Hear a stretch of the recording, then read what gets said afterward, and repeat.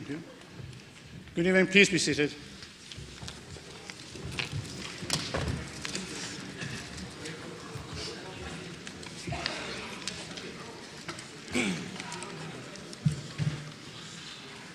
I would like to welcome everyone here this evening to this meeting of Newcastle City Council. Item 1 is apologies. Thank you, Lord Mayor. We've had apologies from Councillors Beecham, Bird, Burke, Phillipson, Stevenson, David Wood, Margaret Wood and Wendy Taylor. Thank you. Item 2 is minutes. Does Council agree with the minutes of the meeting of the Council held on the 4th of February 2015? Thank you. Item 3 is official announcements. As tonight's City Council meeting determines the Council tax levy, I would like to remind members that the application of the guillotine will not happen until 9 p.m. rather than 8:30 p.m. On behalf of the Council, I would like to thank members and to publicly thank the residents of Newcastle for turning out in their thousands to peacefully demonstrate against racism in the city centre of Saturday.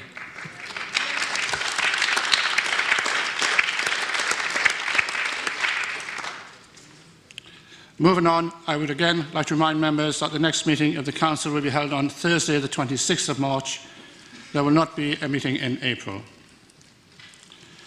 To conclude the Lord Mayor's official announcements, can I take this opportunity to remind members that the pre-election period for the parliamentary and local elections on the 7th of May 2015 will start on the 27th of March 2015, the day after our next meeting of Council. Item 4 is correspondence. We have received 2 letters this month. The first from the Right Honourable Steve Webb MP, Minister of State for Pensions, and the second from John Heron of the Ministerial Correspondence Team at the Department of Work and Pensions. Does Council agree to receive the correspondence? Item 5, public address. I will invite Dominic Robinson to address Council before he presents a petition regarding drainage and dampness in Sydney Grove. Mr. Robinson.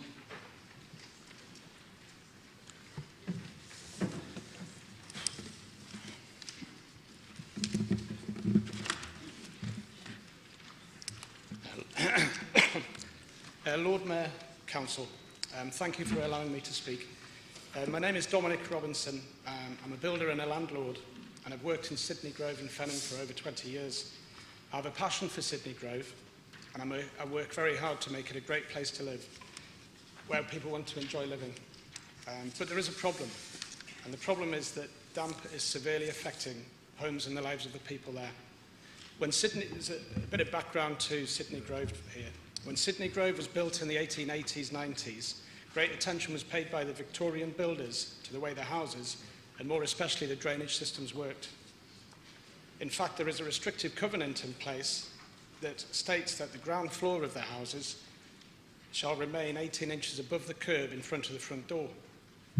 This meant that the houses were at a height above the surrounding ground to ensure they stayed dry. The rainwater that falls on the fronts of the roofs of these houses used to flow across channels and pipes through the town gardens and then out across the pavements and into the road and then into the gullies. In other words, it was removed from the properties. In 1973, the City Council undertook a highway improvement scheme where trees were planted and parking bays and wider pavements were introduced. This looked great. The only problem was that the road and also the pavements were raised significantly, and the Victorian drainage system replaced with a new one. The backs of the pavements were raised against the properties, and the curb was raised even more, so instead of the pavements sloping towards the roads, they actually sloped back towards the properties as well. The result being that all the water off the roofs of the houses and the pavements is now trapped up against the properties and flows into the foundations and under the properties. To quote from the Housing and Health Safety Rating System, there should be properly installed rainwater goods, including eaves gutters and rainwater fall pipes, capable of safely collecting water discharged from the roof and carrying it safely away into either a drainage inlet or the proper means of disposal. This is not being achieved in this situation anymore, and the drainage system installed in 1973 is flawed both in design and detail. As a builder, I carried out a lot of work on my own and other people's homes in the street. I was frustrated by this dampness, and over the years found it was all coming from the fronts of the properties. I spent much time studying the flow of water and where it was coming from. I brought this to the attention of the council in 2000 and put it to them that it was caused by bad scheme design and the work they carried out in 1973, and asked them to resolve it. I was told that if I wanted to pursue this, I would have to obtain an engineer's report and prove that the work the council had done had created the problem. I obtained my engineer's report, which was critical of the works carried out and recommended a new drainage scheme be installed. The council then obtained another report from an independent engineer, and his conclusions and recommendations were the same. My progress here came to a halt when I was told that because of the Latent Damage Act and the work being carried out in 1973, I couldn't take it any further. But my main concern here is the ongoing damage to property and residents' health.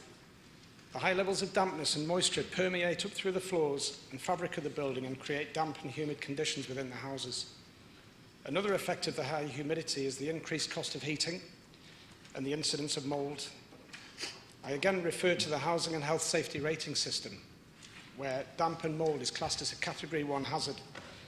This describes how the mental and social health effects of dampness and mould should not be underestimated, and how the mould and damp staining and smells associated with damp and mould can cause depression and anxiety. I believe this matter should be addressed. It is an ongoing nuisance, and the residents of Sydney Grove deserve better. Several people suggested I put a petition together to move this forward, and the residents of Sydney Grove, just the one street, have backed this with a substantial petition. We actually have 300 names from the one street. I realise the council is extremely short of resources, and that the works required to resolve this will not be insignificant. To this end, I have made preliminary contact with Northumbrian Water and Greening Wingrove to inquire whether a scheme to dry out the houses and also look at keeping all this clean water, surface water, separate from the sewerage system by creating a water meadow, for example, in the park or on the moor, which is right at the end of the street, might be possible. Northumbrian Water is open to discussion on this. Councillors Todd and McCarthy are aware of this situation and support me.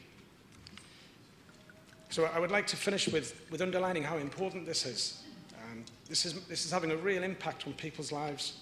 I firmly believe there is a solution. So all I am asking the council to do is to fully and openly investigate this matter and take any appropriate action to resolve it. I thank you for listening. Thank you, Mr. Robinson. Thank you very much. I will now call on Councillor Stockdale, Deputy Cabinet Member, to respond to the address. Councillor Stockdale. Thank you very much, Lord Mayor, and thank you, Mr Robinson, for coming along to full council tonight. We really appreciate the approach that you've taken.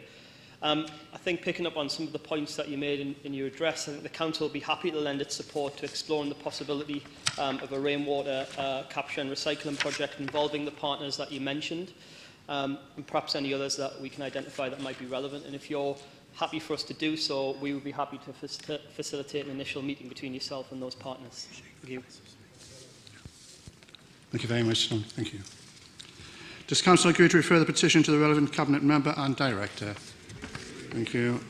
Item 6, petitions. We have also received one other petition from this meeting.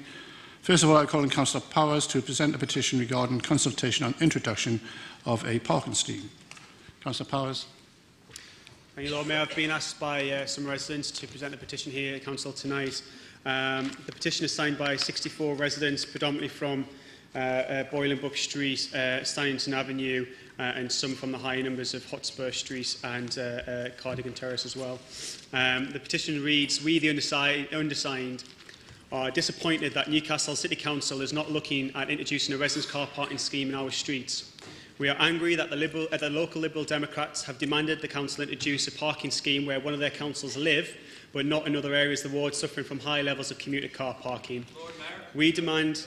on a point of order, Lord Mayor, point of personal explanation, please. Lord Mayor, if I may finish. I understand I'm allowed to interject if something has been said which is not true. As Councillor Powers is fully aware, neither myself nor Councillor Salidis live in the area that's under consultation for parking. I understand that Councillor Powers had a hand in producing this petition, so perhaps he would explain to Council why he's misleading the residents of Ousburn in this way. Thank you. Councillor Powers, carry on and please finish the whole of the petition. Thank you. Thanks. I'll finish the petition first, Lord Mayor. We then decide to demand that the Council fully investigate the introduction of car parking scheme in the streets between City Stadium and Heaton Road and conduct a street-by-street consultation on the introduction, giving residents a full say in the matter. If you want me to pick up the point that Councillor Keynes raised, Lord Mayor, as far as I'm aware, the Council is looking into introducing a resident car parking scheme which will benefit the area which he lives. If that's untrue, then... I have to say again, the area...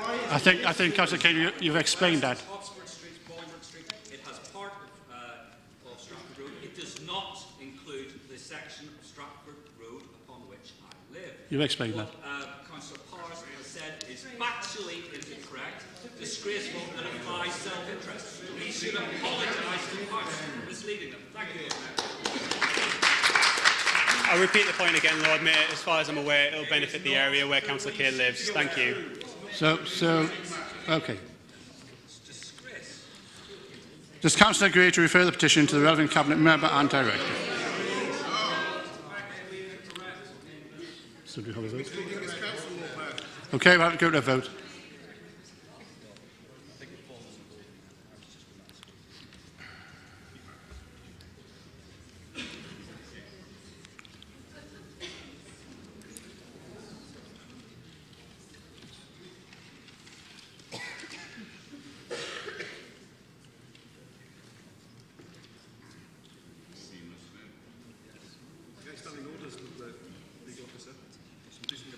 Okay, the petition will go to the relevant members.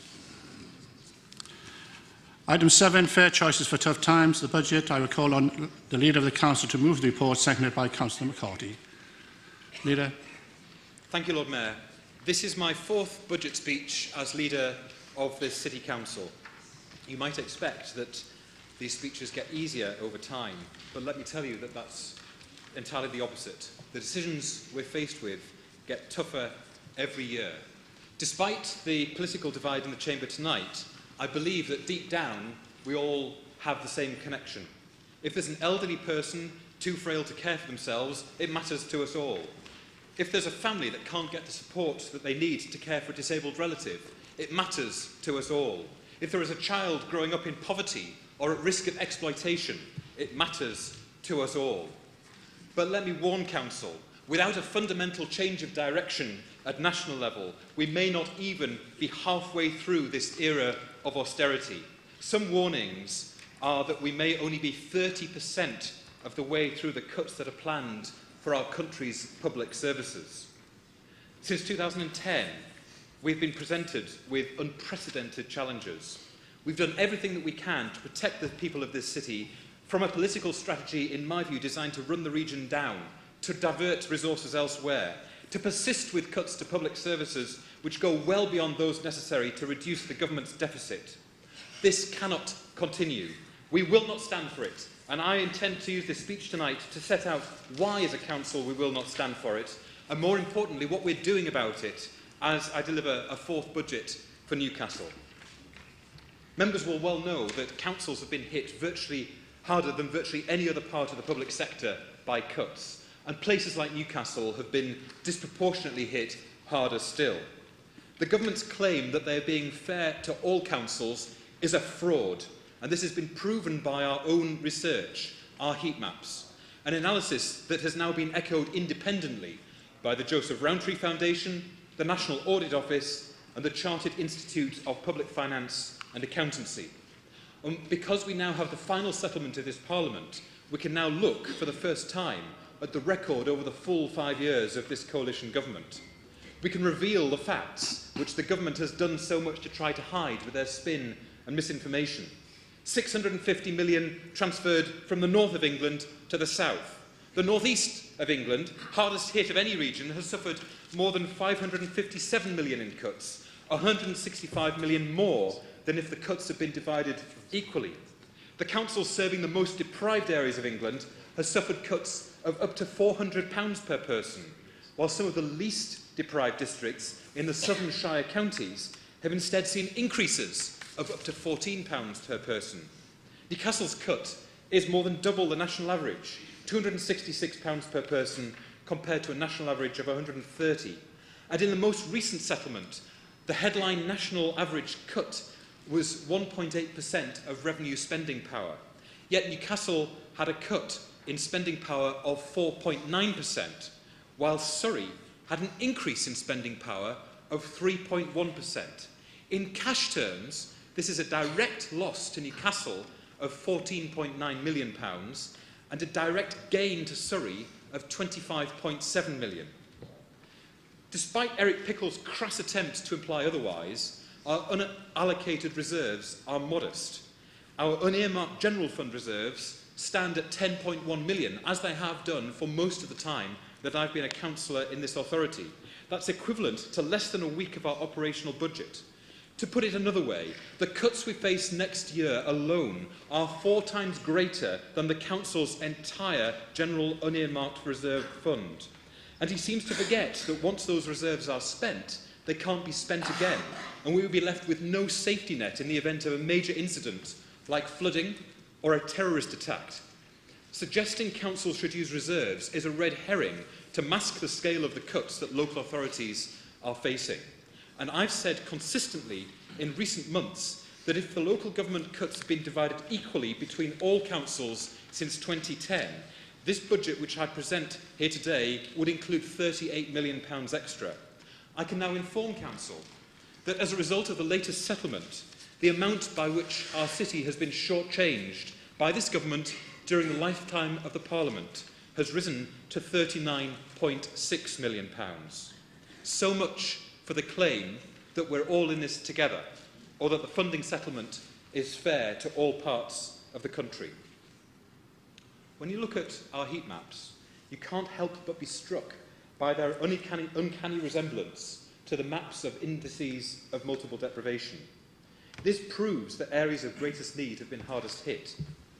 But there's another map that they look like too, the political map of England. We have conclusively shown, Lord Mayor, that this government is presiding over the whole-scale shifting of resources from the north to the south, from deprived areas to affluent areas, and from urban areas to leafy shires. To me and to my colleagues, that is vicious, ruthless and heartless when families in this city and other parts of the country are living every day with real hardship.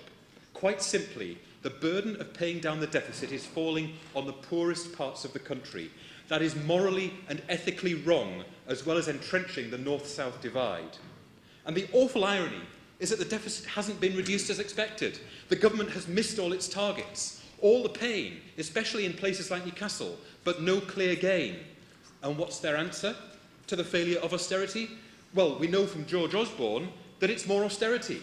If this government is re-elected in May, then they pledge to not only continue with austerity, but to increase it with an additional £7 billion of tax cuts, which can only be paid for by more public spending cuts. And the Independent Office of Budget Responsibility has warned that public spending levels would have to return to the 1930s as a proportion of GDP. That's a time before the welfare state, before comprehensive education, before the National Health Service. Well, tonight, I have a message for George Osborne and David Cameron. You can take the country back to the 1930s if you want to. Newcastle is not coming with you. Instead, this council, with all its partners, is creating a city fit for the 21st century, a modern European city where fairness is rooted in everything that we do, where we invest to create the jobs of the future, where we work together to protect the most vulnerable and find creative new ways to deliver the services which the people of this city have a right to expect. Lord Mayor, 3 years ago, we took an important decision in this council chamber.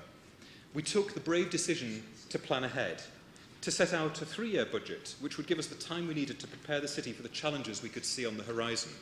We chose long-term over expediency, transparency over complacency, cooperation over imposition. 3 years ago, I was accused by my critics, including some here tonight, of exaggerating the scale of the cuts. I was accused of scaremongering, and worse. People simply didn't believe the scale of what was about to happen. But the passage of time has shown that, if anything, I was over-optimistic. Sadly, the cuts have been far deeper than I predicted back then. In 2012, I warned of fiscal cliffs in adult services, in children's services, and in environmental services. Well, we're now staring over the precipice. Over the last few years, we've strained every sinew to find innovative ways of working, to do our best to avoid the destructive consequences, to keep ourselves pushing back from that cliff edge. I want to thank members of the Overview and Scrutiny Committees for constructive and insightful approaches that they've taken to examining aspects of this budget. Their report draws important conclusions about the proposals we've put forward, and the Cabinet's response shows support for many of those recommendations. Most aspects of the budget we're considering today for the 2015-16 financial year have been consulted upon for the past 3 years. Many of the proposals set out in the documents are dramatically different as a result of that consultation. Over the last 3 years, we've managed to save all but one of our libraries from closure. We've kept leisure centres open by transferring them to a charity, and we've set up the Newcastle Cultural Investment Fund to continue supporting arts and culture. We've worked with voluntary sector providers to come up with a new model of family support structured around family hubs. These will incorporate Sure Start Children's Services with a range of family support services that will help children and young people aged 0 to 19 in our most disadvantaged neighbourhoods. Our Supporting Families programme, bringing together partners to help families in need, is starting to demonstrate not only that we're helping people to stand on their own feet again, but also that it's an effective way of saving money across a range of agencies. We're increasing enforcement activity against the minority of people who cause misery for the majority. Those who drop litter, allowing their dogs to foul our pavements and parks, graffiti buildings or flight it rubbish will be pursued relentlessly and made to pay for their environmental crimes.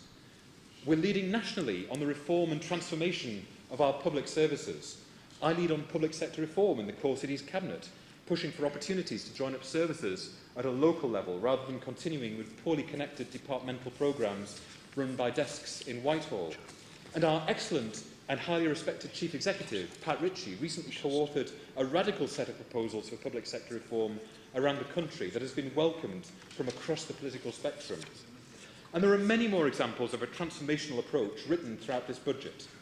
Closer integration of our support for skills and employment, working with Newcastle College, our schools and the voluntary and community sector to reduce the number of our young people not in employment, education or training. Closer working with Your Homes Newcastle to develop a better service for our tenants and their communities, and the lowest rent increase for nearly 2 decades. Closer links with other councils in the North East, a new combined authority, one of only 5 across the country, and shared services through the North East Procurement Organisation, ably chaired by my colleague Councillor Dunn, delivering a rebate of over £1 million to North East councils in 6 months alone. We've recently secured £2.75 million from the Department for Education Innovation Fund to continue our innovative approach to children's social work. Yes, we're doing some amazing, groundbreaking, nationally leading things here in Newcastle in the face of adversity. But let's not pretend that this energy and commitment will save all services under threat. Let's not pretend that reform is a magic bullet that will kill the effects of austerity, that what we have done so far can be sustained forever. We have no option but to set a balanced budget each year, and we will not shrink from the difficult decisions that are necessary in order to do so. But that means accepting that we have less money, and therefore the Council will have to do less as a result. It's a shame, Lord Mayor, that the opposition appear to have no alternatives to put forward for debate this evening. It's easy to criticise. I imagine they will do that over the next few hours. But I look forward to hearing if they have any constructive proposals for how else we could manage the cuts being imposed on Newcastle by the government that their party is a part of. Members will know that although our revenue budget provides day-to-day services is under huge pressure, we still have a bold and ambitious capital programme for our city. This is one of the ways in which we can show confidence in the future in such dark times. We said that we needed to invest in the depths of the recession to give confidence and prepare Newcastle for recovery. And we're now beginning to see the fruits of that investment at Central Station, at the Stevenson Quarter, at the North Bank of the Tyne, and on Science Central, where just last week we opened the Core, a building already 90% let by businesses providing much-needed jobs for the future. But the success of our capital programme is not only visible in the success of our city centre. It's also making a difference in communities across the city. After all, investment in buildings is, to me, a means to an end, not an end in itself. The outcomes have to be felt in the well-being of all our citizens. More and better jobs, better public services. For example, extensive research with more than 650 victims of domestic violence showed the most important factor when a woman is fleeing her home is that she has somewhere safe to go. So as part of our capital programme, we plan to build a new modern refuge with high-quality support for victims of domestic violence by spring next year. We are also investing in new homes for vulnerable residents, helping them to stay independent and relieving costs that would otherwise fall on the council. By helping a charity to convert a redundant church in Walker into 16 one-bedroom apartments, we have not only prevented an empty building becoming an eyesore, but also provided much-needed supported accommodation for people in a dementia-friendly neighbourhood. And to help those primary schools which missed out when the government scrapped its capital investment programme, we've designed and funded our own scheme in collaboration with schools and governing bodies to help improve children's learning environments. We've already invested £4 million in 8 schools to create additional teaching space, outdoor learning centres and small group space for children who need extra support. Speak to the head teachers of Grange First School, Ravenswood Primary School, Hawthorne Primary School or Regent Farm First School, and they will tell you, as they told me in glowing terms, what a difference this is making to the quality of education provision. We want to continue this work, and I'm delighted that this budget includes a commitment to spend a further £26.8 million on upgrading school facilities, ensuring that all children across the city have the very best quality education here. And our investment isn't just in buildings and infrastructure, it's in people too. When the government scrapped educational maintenance allowance, they created a huge hurdle for young people from poorer backgrounds to continue their education. It seems as though there's a mindset from some of our national politicians that people should know their place, that if you're from a poor area or a poor family, then you shouldn't even bother trying. I'm proud that we've managed to work with schools to create a replacement for EMA, a Newcastle bursary scheme, so that children with parents on low incomes can continue their studies. This is worth as much as £1,200 per year for each young person who qualifies, because we believe that education should be an opportunity for the many, not the few. And with progressive steps like this, we're ensuring that all of our young people have a chance to succeed. We were the first council in the country, we were the first council in the North East to introduce a living wage. Now, some sitting in this council chamber have opposed this move. They've argued that at a time of austerity, we should be continuing to pay our staff at a rate below that associated with a basic standard of living. But I believe that decent quality public services cannot be delivered by driving down pay to poverty levels. A living wage is a recognition of the difficult, challenging tasks that many of our lowest paid workers, often women, do. It's also a way, by giving people a little extra in their pay packets each month, of getting money into local businesses. By taking this step, we've set the standard for other employers within the city. And I'm proud that in this budget we make further progress on the Newcastle living wage, an increase to £7.75 an hour from the 1st of April, and a commitment to increasing the level to the national living wage within 2 years. And we have a great story to tell about our investment in small businesses. 61% of the money that we spend through procured goods and services goes to businesses in the North East region. We're firmly committed, using the principles of the Social Value Act, to support our local economy where possible. And to help small companies get online and grow their businesses, our award-winning Go Digital Newcastle programme is providing free vouchers to access superfast broadband. 264 businesses have already signed up. Our visionary partnership with BT is bringing superfast broadband to over 97% of the city. Confidence in this relationship has led BT to go even further, trialling ultra-fast broadband in Gosforth, one of only 2 places in the entire country to benefit from the latest innovation in technology. Broadband investment will see Newcastle become one of the best connected cities in Europe, and I'm determined that everybody should have the opportunities to make the most of this fantastic digital investment. Members will know that I have a personal long-standing commitment to improving public health and improving our health and social care system and make it work better. It's one of the ways we'll tackle the deep-seated inequalities that scar our city. All eyes this week have been on the devolutionary deal being offered to Greater Manchester, and I believe that there's a new willingness in Newcastle to go further to bring health and care together. This will need fundamental reform and policy change from government, and is likely to be one of the big ticket items we deal with throughout the next Parliament. In the meantime, however, in this area too, we have a great track record of innovation. By sharing and co-locating services with Newcastle Hospitals Trust, we've been able to save over £140,000 in the first 3 months by reducing hospital admissions. Through the Better Care Fund, we've secured £840,000 to support the implementation of the Care Act, and our record of working with partners on new initiatives helped us win £2.7 million through the Transformation Challenge Award to support families and children with mental health needs. In public health, we're also innovators. We were one of the first councils to truly understand that real drivers of good health lie beyond the scope of healthcare services.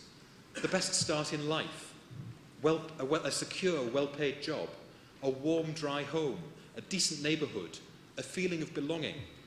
These are all part of our plan to improve the health and well-being of people across the city.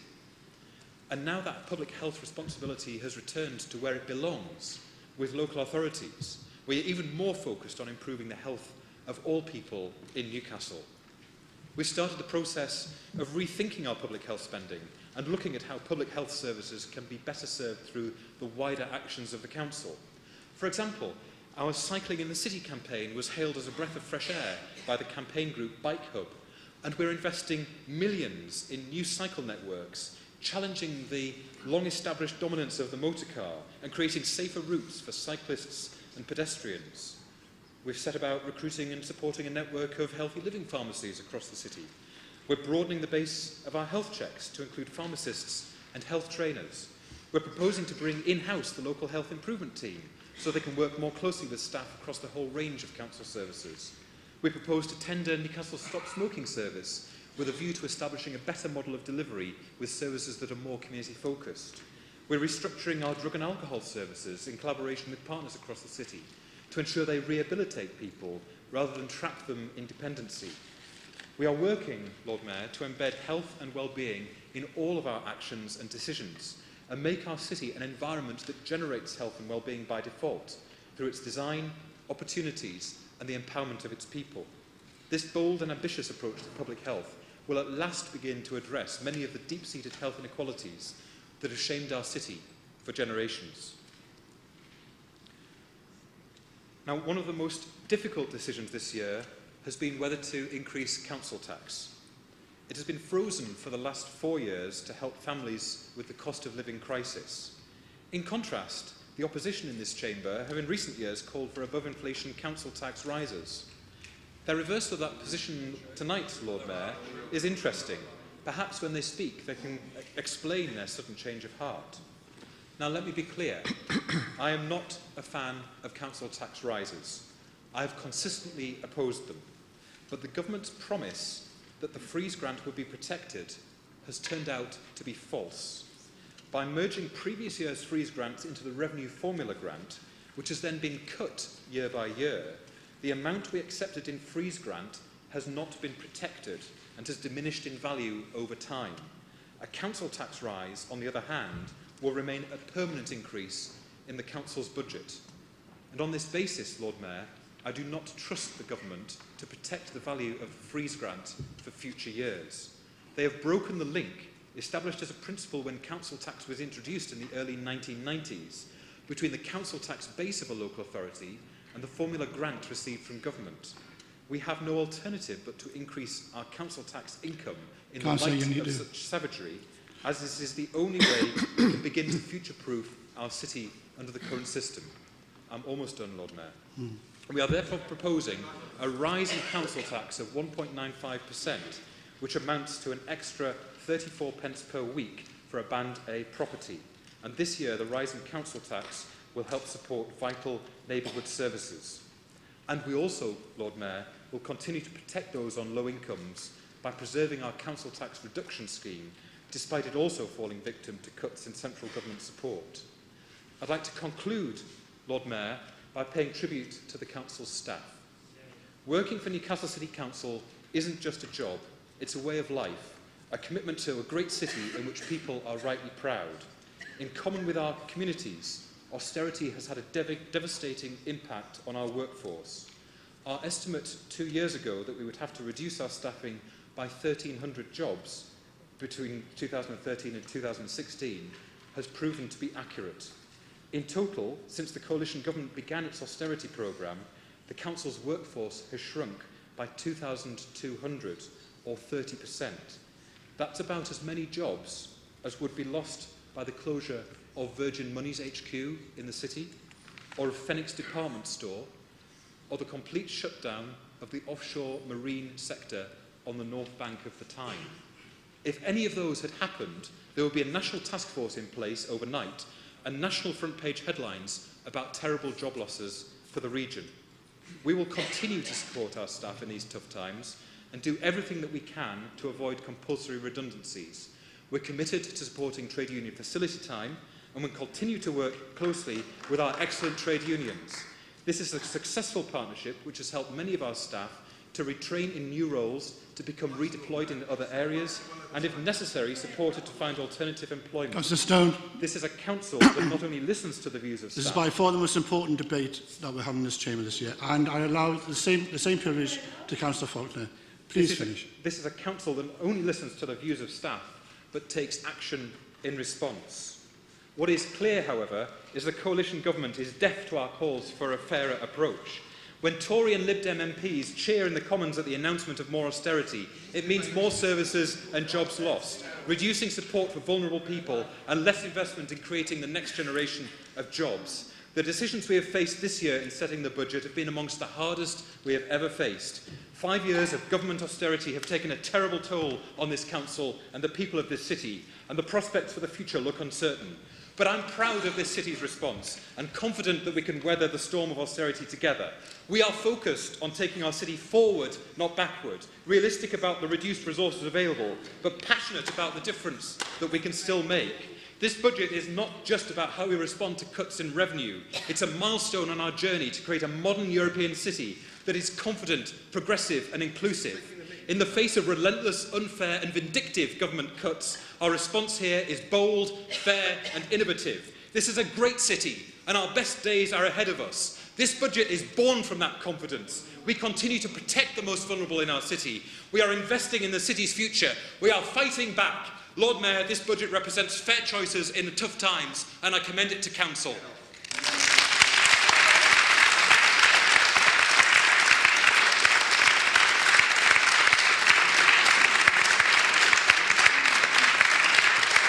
Councillor McCarthy. I second and reserve the right to speak, Lord Mayor. Councillor Faulkner, did you wish to respond? I'm sure you do. Lord Mayor, thank you. I guess members would be forgiven for experiencing some sense of déjà vu here tonight, because I suspect and confirm from really the last 25 minutes or so that we are destined to rerun in most part debates that we've had in this chamber for the past 2 or 3 years. But nonetheless, I want to thank the Leader of Council for presenting the budget to Council and his account of stewardship, and there was quite a lot of initiatives and developments in there that we would support and we would approve and endorse, particularly those in the capital programme, which were all continuations of projects that we started. He mentioned Stevenson Quarter. I remind him that he actually spoke against it and put leaflets around the city saying that the money shouldn't be spent on that, it should be spent on housing, when he knew fine well it's from a different pot. He spoke in this chamber against Science Central. I could go on, but nonetheless they're happening and we hope you deliver them successfully. I too want to start, therefore, at the same place that I started last year. Last year we congratulated Paul Woods for all of his work on the budget, and I want to congratulate and thank his successor, Tony Kirkham and Mark Nicholson, for the work that they've done in putting your budget together, in supporting scrutiny and supporting opposition in the way in which we've tried to analyse and respond to the budget proposals. And I'd like to thank all the other staff of the Council and echo the Leader's words because they are operating under increasingly difficult circumstances, and we all know that. And the other thing that I want to do, which I did last year as my starting point, was also to comment on the increasingly difficult and unjust local government funding settlements. We endorse, you know we endorse, because we work a party to your official response to the government consultation, so we very much endorse the sense of grievance and unfairness about the local government funding system. That's really what it's about. It's been in need of reform for decades, and opportunities have been missed repeatedly. And the current situation of local government taking a disproportionate share of public sector funding cuts is an inevitable consequence, as you know, of the relative protection given to the high-cost areas of education and health. Nonetheless, the way in which the cuts are being apportioned is undoubtedly unjust, and councils, as the leader said, with the highest levels of funding, which does reflect disadvantage and higher needs, have faced disproportionately higher cuts, and that cannot be right. And it's not a north-south issue, as we've said in this chamber before, because the largest cuts, both in cash and percentage terms, are happening in many inner London boroughs and to large authorities such as Birmingham. Now, we additionally made our own representation to DCLG about the funding settlement for 15-16, and we said, because we wanted to try and identify our views going forward, that if there are to be future local authority funding cuts, and there will be, because all parties have said it, then whatever reductions are necessary have to be applied fairly, and that would mean either on a fair cash reduction basis or at least a fair equal percentage reduction basis, taking into account all funding sources available to councils, and also making sure that councils are funded for any extra burdens that are put on local government, and we want to see an end to the top slicing of the total available for distribution. And that is really an unacceptable situation that's happened. Now, having said all of that, and given my usual, I'd like to just, I suppose in a way, give my usual analysis and commentary on some of the numbers relating to the council's overall financial position. Because I noticed the leader doesn't really talk about numbers. This is a budget debate, it's a finance debate.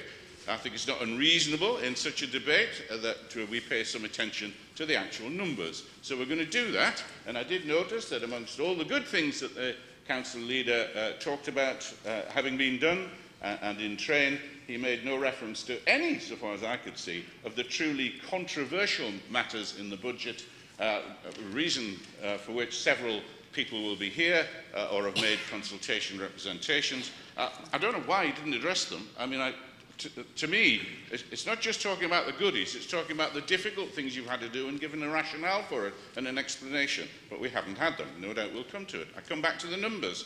I'm interested, as you all know, in the council's total overall expenditure. It's gross expenditure, everything that we are responsible for. It is £805 million this year.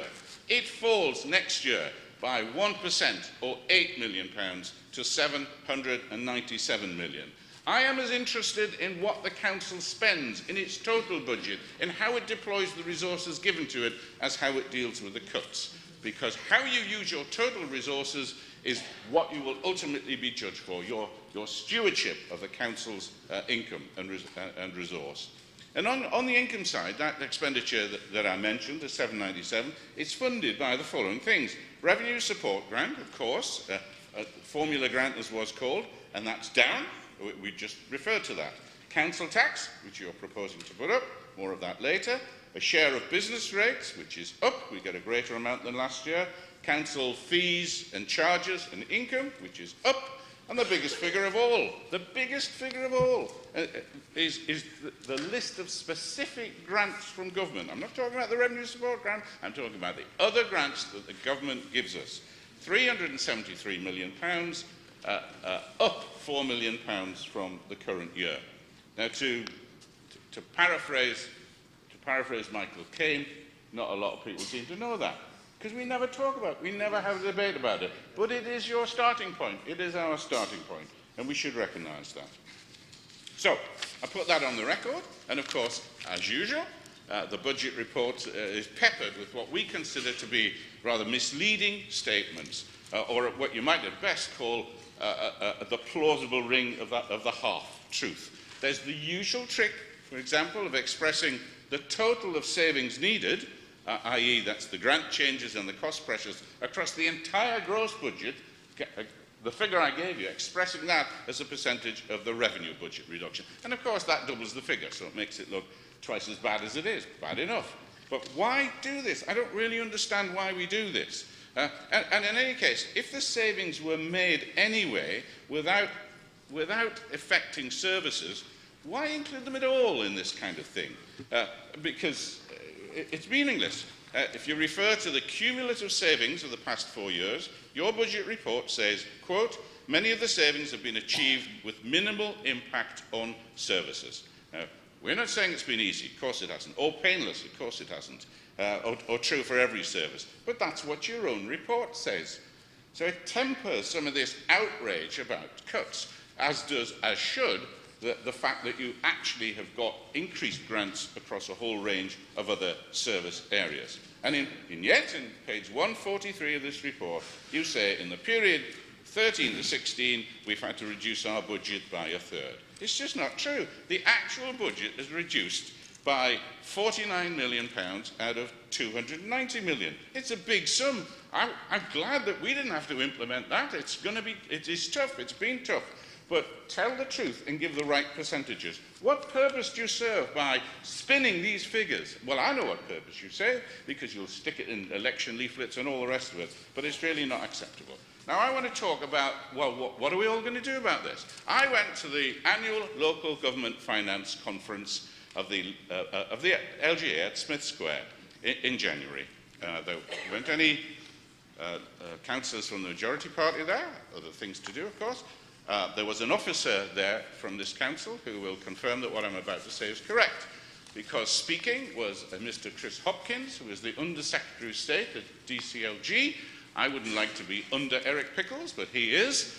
And alongside him, after he made what was a very unfair, biased and slippery case for the way in which local government has been funded, along came Hilary Benn, who seems to me to be a pretty nice man, and he made a presentation about how awful the cuts have been made. He mentioned Newcastle, he mentioned heat maps, that was great. And he had time to take questions. And I referred to this in a written question at the last council meeting and got a rather inadequate answer. So I put my hand up, and he said, yes, the gentleman over there. So I said, look, you've had 4 years to think about the unfairness of this local government funding system. It hasn't come overnight. Could you just share with us the Labour Party's thinking about how you will put together a fairer funding system? Can you tell us just the details, just the overview of the thing, even if you haven't got the details? How will you do it? How will you, for example, make sure that there is proper resource equalisation in it? And the second question I asked him was, given that councils like Newcastle have suffered unfairly, can you give a guarantee that if you were to form a government, there would be some kind of retrospection, retrofitting, so that you'd rebalance it in some way, because if it's unfair, then you would be in charge and you could correct some of that unfairness. David, he said, David, we'd only just met. David, he said, I'm afraid I wouldn't be able to turn the clock back. Well, do you know, it seems to me that if you're in government, if you aspire to be in government, that's exactly what you can do. You can retrofit, you can change things that you think have been implemented wrongly. All I say is, and it wasn't semantics, by the way, he didn't answer the first question at all, and this is not semantics on my part, but it does reduce the credibility of the outrage that always comes from the Labour Party when nothing has been said by his own party about what might be done in the future to correct or change this, alongside the fact that you had 13 years to reform local government finance, 2 major commissions, all of which were shelved. Both of which were shelved and nothing done. So it really does seem to me that we should get this argument on a more sort of intellectually sustainable basis. You keep talking about Surrey. Well, and Wokingham was quoted all the time, Windsor and Maidenhead and so on. Well, I'm sure these people, are kind of really impressed that Newcastle always talks about them, and I'm sure, they'd wish to apologise to us for not needing the same amount of funding support that areas like ours do. I don't hold any brief for them, but the fact is that these authorities had a significant cut in their settlement, their revenue support settlement, just as we did. Not quite as much, but Wokingham, which we always talk about, had a 10% cut for the year ahead. We had a 14% cut.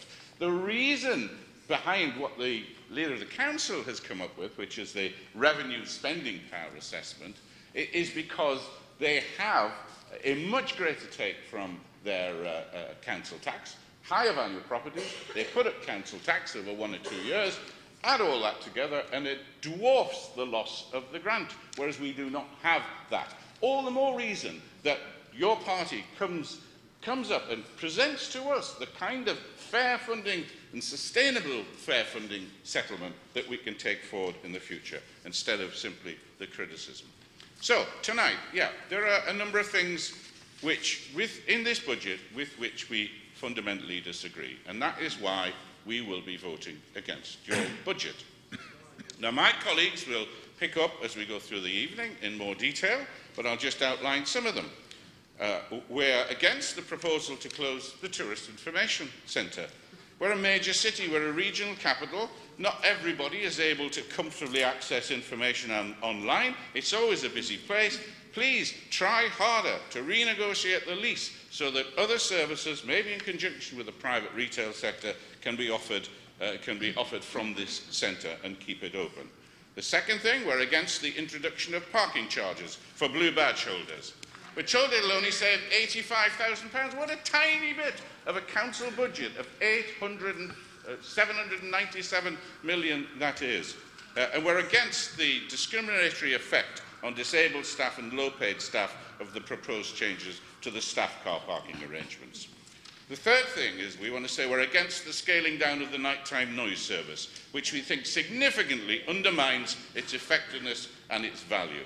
We're against the decision to close the staff canteen because it seems to us and to some of your backbench members from the emails I've been getting that there's been insufficient consideration of other options. So please take a look at them again.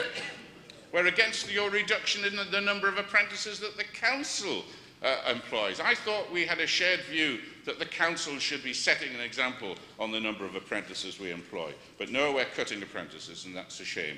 And then we're against the proposed charges for special education needs transport for over 16s, which will bring in only £13,000 next year and no more than £20,000 in the following financial years. It's not worth it. Don't do it. It's not fair.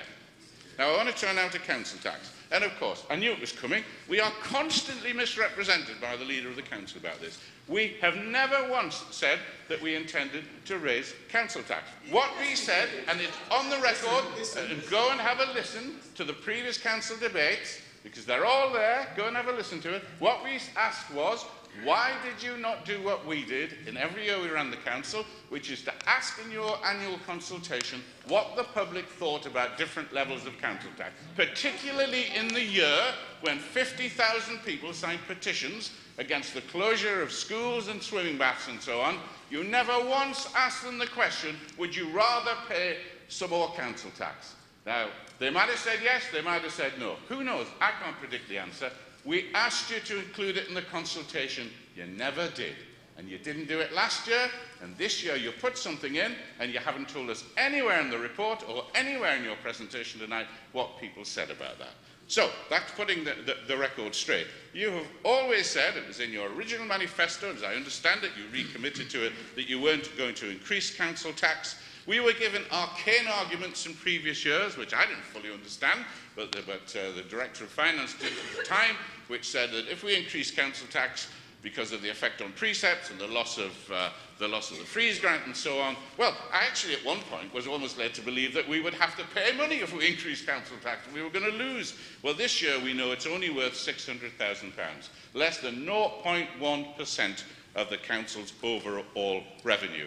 And we've reached a point where inflation is as low as it's been for a very, very long time, and it's the wrong time, really. You were arguing last year that there was great pressure on the incomes of people in this city, and you're absolutely right. The same is true now. You shouldn't raise council tax because you don't need to, and if I give you another reason why not, at the 9 months point in the year, the revenue budget was 1.5 million underspent and rising, and I will put money on the fact that by the time we get to the end of the financial year, it will be more than that figure again.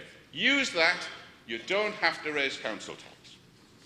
So, you said, well, did we have any kind of suggestions? We haven't made any amendments this year. There's a number of reasons for that.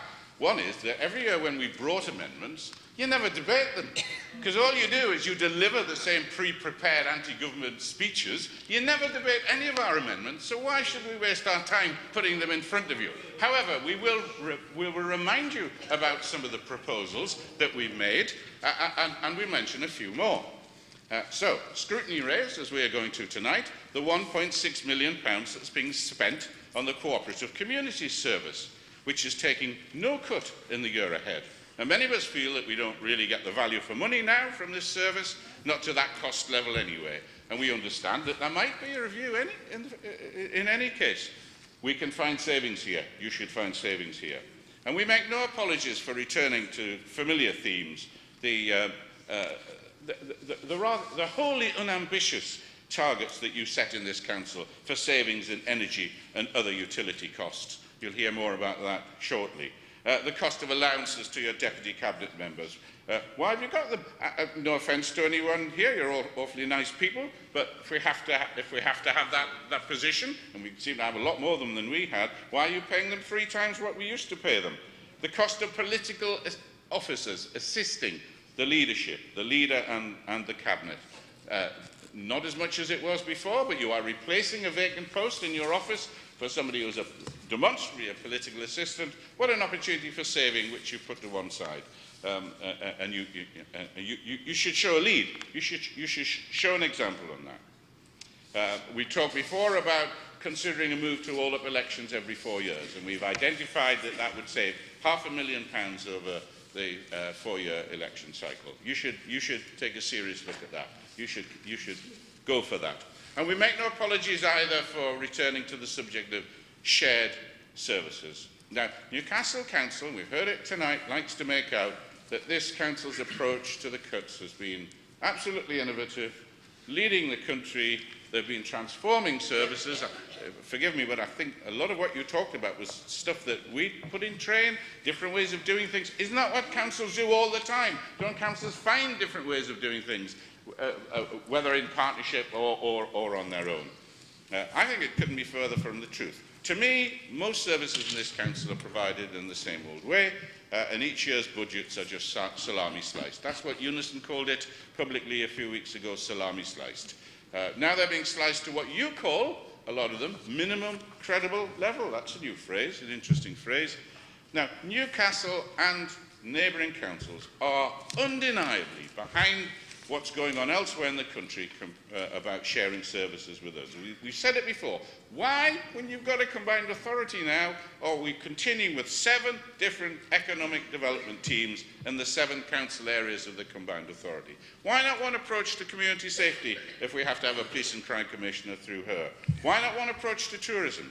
Why not one unit for electoral services across Tyne and Wear or the combined authority area? Why not share as much of legal and accounting and HR as possible? Why not merge the separate housing companies that look after council houses? They all do much the same thing. Why not manage leisure and cultural facilities through one trust for a wider area? They'd all produce big savings in management costs and overheads.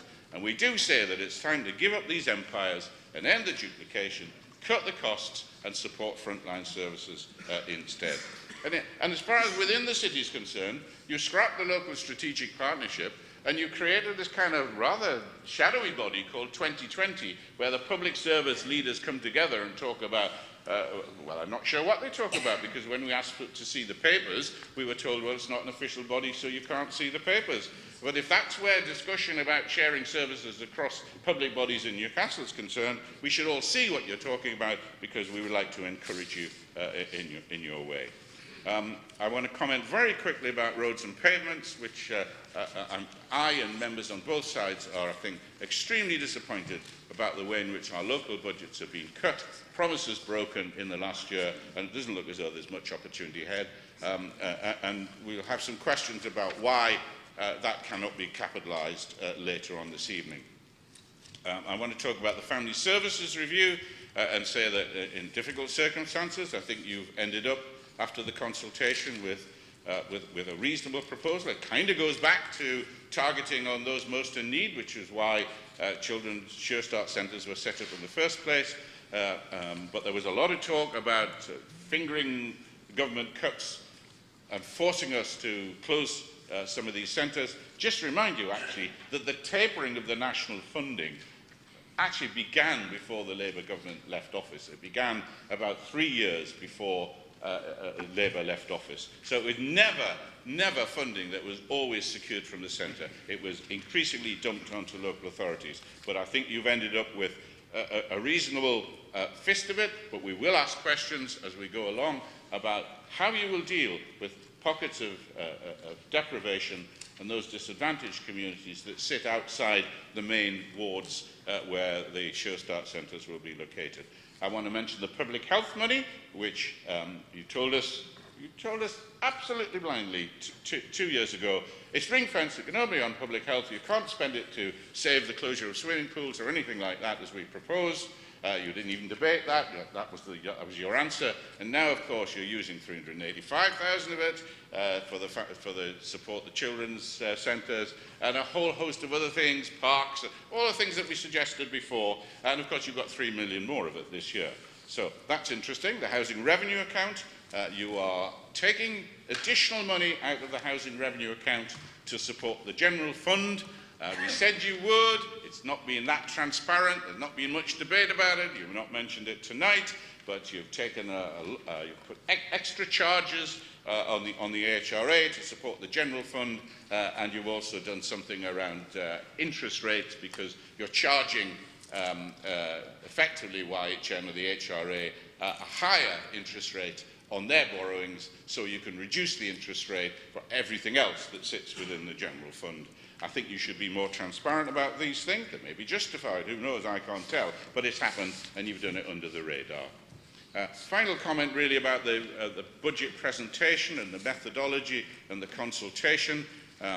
You're a late convert to actually trying to set out in a little bit of detail what we are actually spending, instead of simply drawing our attention over the last 2 or 3 years as you did to what cuts, and we should have been doing that from the very beginning, and we'll continue to look, hopefully with Cabinet, more proactively through the year on that. But we do have a criticism, and that's that the Council's budget papers, both here in front of you and on the website, make it very difficult to actually see what, if any, changes have been made from the original proposals through the consultation. There's information about the feedback, but not anything about how you've responded to the feedback. And the leader said when I raised this at the Cabinet meeting, "Oh, thank you very much for drawing that to my attention. I'll put it in my speech, or I'll make sure it's dealt with." Well, of course, it hasn't been. So maybe you will when you respond. Tell us what have been the changes as a result of the consultation. I suspect it's because so little has changed. So there we are. We have a budget in front of us. There's no doubt that you've stated your aspirations to be an ambitious and proactive council. Your capital programme, in many ways, is rooted in the council programme and the capital programme that we had. I just wish that the leader wouldn't do the city down through all the negative stuff that he puts into the press about the end of local government as we know it, social unrest on the streets. The way in which he attacked parents against cuts, I thought, was unworthy. To bracket them with revolutionary socialists. People are entitled to give their views about the budgets and about the way in which the council is run. And the leader seems very comfortable when his pals in The Guardian and elsewhere give him lots of exposure, but not so comfortable when people come and criticise and challenge. And I point out again tonight that in your speech, in your 25 minutes, you never mentioned any of the controversial issues that I've mentioned. You mentioned only what you consider to be the good things that you're doing. And I think that is a dereliction of duty. So I'm going to finalise by saying, whichever party wins the general election in 2 months' time, we will continue to work with the party in power here in this council to press, as you will, for a fairer funding settlement. There is no doubt that we need to keep the pressure on. So we'll do that with you, but we will not vote for your budget tonight.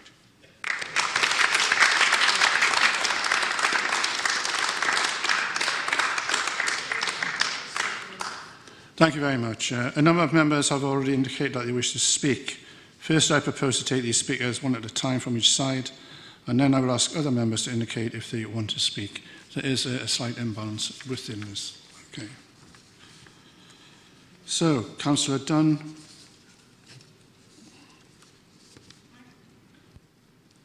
Thank you, Lord Mayor.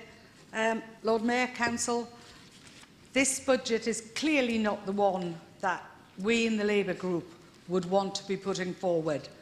The Council has taken a careful and measured approach to its budget and has squeezed all it can to protect frontline services and vulnerable residents. But this can't be sustained given the scale of the unfair and disproportionate cuts we face, and more difficult decisions are likely in the future. We've delivered £151 million worth of cuts since 2010, and this budget is a robust plan to deliver another 40 million next year. It's quite ironic that the Lib Dems have not had the courage of their convictions, despite signing up to our response to DCLG on the unfair finance settlement, in actually making some formal amendments to this budget report when they have done so in previous years. Their complacency is staggering. They are sitting on their hands, pontificating and blustering about our proposals, and it's their abject failure that shows their absolute lack of credibility, not only to their own supporters, but to all the residents of this great city. They are letting the city down big style. It is at best hypocritical of them to stand up tonight when they clearly are a party without any plan, and I believe it demonstrates a lack of vision and leadership. It is their government that is presiding over these council cuts. 40 Lib Dems voted for it in Parliament, and Newcastle residents and council employees are paying the price. Our approach to the budget has been strategic and planned and includes a number of really critical things: increasing our income through civic enterprise, working with communities to transfer assets, providing loans to help partners deliver sustainable income streams to support their businesses, reducing enabling services to business-critical levels and reducing spending on these areas by 50%, working with partners such as Nexus and NGI to reduce charges to the Council, reducing our property footprint and maximising our usage of building and also renting out space to external partners, joint procurement with partners to reduce procurement costs, working with the third sector to better target our support for those groups, improving our commissioning approach in areas such as social care, working with partners such as the CCGs to prevent increased needs in areas such as children's services, maximising the use of cash in the system to minimise our financing costs, and working with communities to better target resources on local priorities. In developing the current budget proposals, we used a themed approach, looking at services across departments and over partnerships, building up from our statutory responsibilities to target our resources on the Council's priorities. Think about it, Council. Think about what we could do with £39.6 million if we'd had a fair settlement, almost exactly the figure that we are cutting our services by next year. I also want to clarify and correct at least one figure in Councillor Faulkner's speech, and he thanks Tony Kirkham for his accurate figures, as I do, and all the staff in Treasury Management. Table 4 in the report at page 50 quite clearly sets out very explicitly the changes in the net revenue budget, and that's £22.6 million, not £8 million. I want to end, Lord Mayor, by referring to the proposed council tax rise. I don't care what Councillor Faulkner says tonight. I and many others remember well that in previous years the Lib Dems shamelessly proposed a policy of increasing council tax by the rate of inflation. Yes, you did. It's in the minutes. It's in the minutes. Subject to a referendum if this was above the threshold percentage.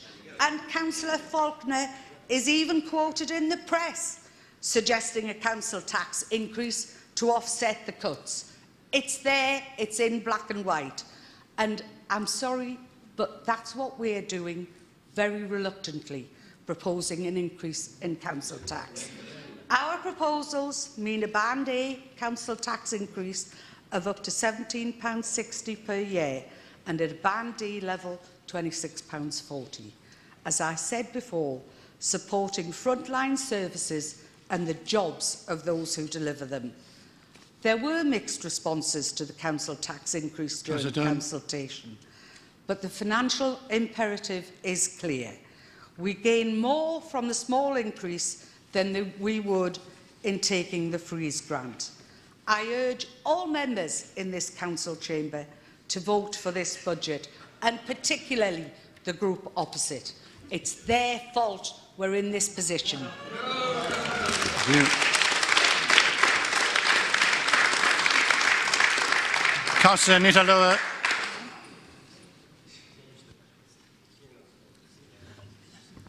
Thank you, Lord Mayor. Before I start off, Matt, I would like to just say that as Chair of Scrutiny, it has been a very worthwhile exercise, and the help we've had from officers over the last few months has been amazing. They've really put themselves out to get answers back to us, and I think that's been appreciated by us all. I'd also like to thank Councillor Faulkner, because as our resources spokesperson, he always leads on the budget. We always have done that, and we always will do. It's his portfolio. He deserves that privilege. Anyway, Lord Mayor, I think it's quite amazing to hear the Labour Party talk about us not having any amendments, given that, as far as I can remember, when we were in control of the council, we never saw one Labour amendment for the whole time to the budget. However, one of the reasons why, I have to say, one of the reasons why we haven't put any amendments is because we do not agree with the direction that we're being taken in as a city by Labour. And in previous years, it's been interesting to see how many Lib Dem amendments have actually found their way into future budgets when we've been rejected out of hand in this chamber. But the one thing I would like to look at tonight, because lots of my colleagues want to speak on other things, is the council tax rise. Speaking from experience, from 2005 to 2011, the Liberal Democrats in charge, and we ensured that council tax rises were held below inflation. And we kept that promise for 5 years, and not just the 5 years, we actually kept it for 7 in total. So in 2012, 13, 14, council tax has been frozen, but actually that's been thanks to the coalition's grant, not the Labour Party's plans opposite. And what we actually proposed was a referendum on a rise in council tax for residents. We've always said it. We always consulted residents on what they thought would be a fair rate of council tax in our proposals, and we don't see why the party opposite can't do the same, especially when they've been so strong to mention over the years in their state, from the minute they took power, that they wouldn't raise council tax because it affected the poorest in the city. Yet this year council tax will rise. There is no referendum, but there will be an opportunity in May for residents to decide what they think about that. So, we've heard already that the grant was turned down. It was £1,050,000. Instead, we decided to bring in £2 million, which would give a net benefit of £600,000 at best, or 0.1% of the budget. This again comes from the same Councillor Forbes, who did say he would freeze council tax, yet here we are proposing a rise which is 6.5 times the current rate of inflation. And we can ask, what will council taxpayers see for the money? Well, I can tell you, it'll be more cuts to services, not less. Add this to the other rises in things like council house rents, possibly service charges, add parish council precepts in, and then tell me that this is a council that's trying to protect the poorest in our city. We are regularly told by the leader of the council that we are not getting a fair deal from central government. Well, we agree with that. We're not arguing with that, and we've supported calls for a more equitable funding regime. But if you look at the figures that have been released by the DCLG recently about spending power, and it's one of those favourite things where everyone loves in the council, which is a heat map, it actually shows that spending power in the city is more than £2,050 a dwelling, and it's among the highest in the country, on par with parts of London. So we can't have both ways. If we're using heat maps, let's use them all. But what I'd really like to know from Councillor Forbes is if he could actually tell us what discussions he has actually had with the Labour leader and his shadow cabinet about local funding and any changes that they would make to the formula. We're getting lots of criticism about the formula that we've got. We agree with that criticism, but we'd like to know what they would do different. Finally, Lord Mayor, I really feel that this is not a budget for the city. Despite what Councillor Forbes says, it's not a budget for growth or modernisation, or to the future when we're seeing cuts to things like Sure Start, which is so desperately needed by young families in this city. It's a budget with little vision.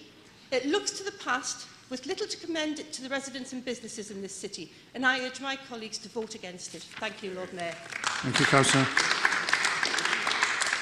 Councillor Karen Kilgour. Thank you, Lord Mayor. As members on both sides of the chamber know and have acknowledged tonight, Newcastle City Council has been hammered by unfair, disproportionate cuts to its budget amounting to some £151 million since this coalition government came to power, while councils in the most affluent Tory South have actually seen an increase in government funding. This is not fair. The Tory Lib Dem government, while protecting bankers' bonuses, has continually attacked the public sector. The effects of that, plus cuts to the council's budget, are hitting the most vulnerable in our society the hardest. Despite the response from the DWP on tonight's papers, the independent report it refers to, commissioned in part by Oxfam, states very clearly that almost half of food bank users are referred to food banks due to benefit sanctions, delays in payments of benefits, or because they've been hit by the bedroom tax or removal of working tax credits. It also shows that a growing number of clients, some 25%, are referred due to low income. I've seen through my experience from volunteering at the largest food bank in the country just how badly the government's austerity programme is affecting ordinary people. One lady I speak to regularly is actually a care worker, but because of her low wages and zero-hour contract, she's had to turn to the food bank for help. We're clearly not all in it together.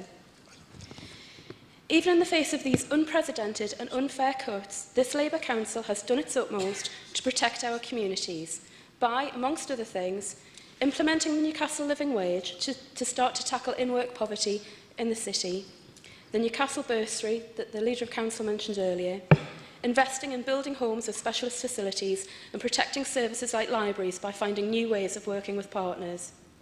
We're investing in the city's future and aiding its economic recovery with a capital programme that is one of ambitious, planned investment, which, working with partners and businesses, will provide good quality jobs, better housing and better infrastructure.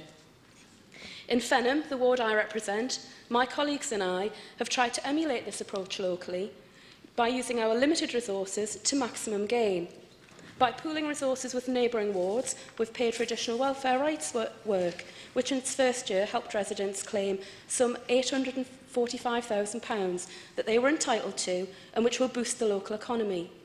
We've worked with community groups to ensure community buildings stay open and are well used. We've worked with YHN to keep the local library open, and we commissioned Fenham Association of Residents to provide and coordinate activities for children and young people at 11 venues across the ward, 6 days a week, for the 6-week summer holiday. We understand that people are hurting. None of us wants to make these unpalatable cuts to council services, but to my mind, the choice here is a clear one. The Lib Dems opposite, who nationally have propped up the Tories in government and who are unable to offer an alternative balanced budget tonight, or a Labour Council who will always have fairness and the protection of the vulnerable at the heart of its agenda, and who, even in these tough times, will seek to protect the city and its residents from the worst of the government's attack. Thank you, Councillor. Councillor Kilgour, was that your maiden speech? No, it wasn't. No, I didn't think it was. I thought I'd better check. Councillor David Schlesinger. Councillor Schlesinger here? Oh, well, we'll get him when he comes back. Councillor Nick Cott. Thank you very much, Lord Mayor. A number of things we've heard tonight suggest that the government doesn't care, that it's callous. And yet there are many things that happen, there are many things that have been raised in this chamber which demonstrate that the government does care. Much of the capital programme that is able to go ahead in this city is due to central government funding. There are other funding pots that this council benefits from, such as the Innovation Fund for Social Care. There is the Troubled Families Project. There is a whole range of different services which are underpinned by central government funding. And as Councillor Faulkner has illustrated tonight, over 60% of the council's funding actually comes from central government sources. What all this suggests, all this bluster about how the government doesn't care, actually comes from something which is actually disreputable. Because the Leader of Council has decided that his most important function is not to lead this city, but to be a propagandist for a crude and opportunistic political machine, the Labour Party. Right?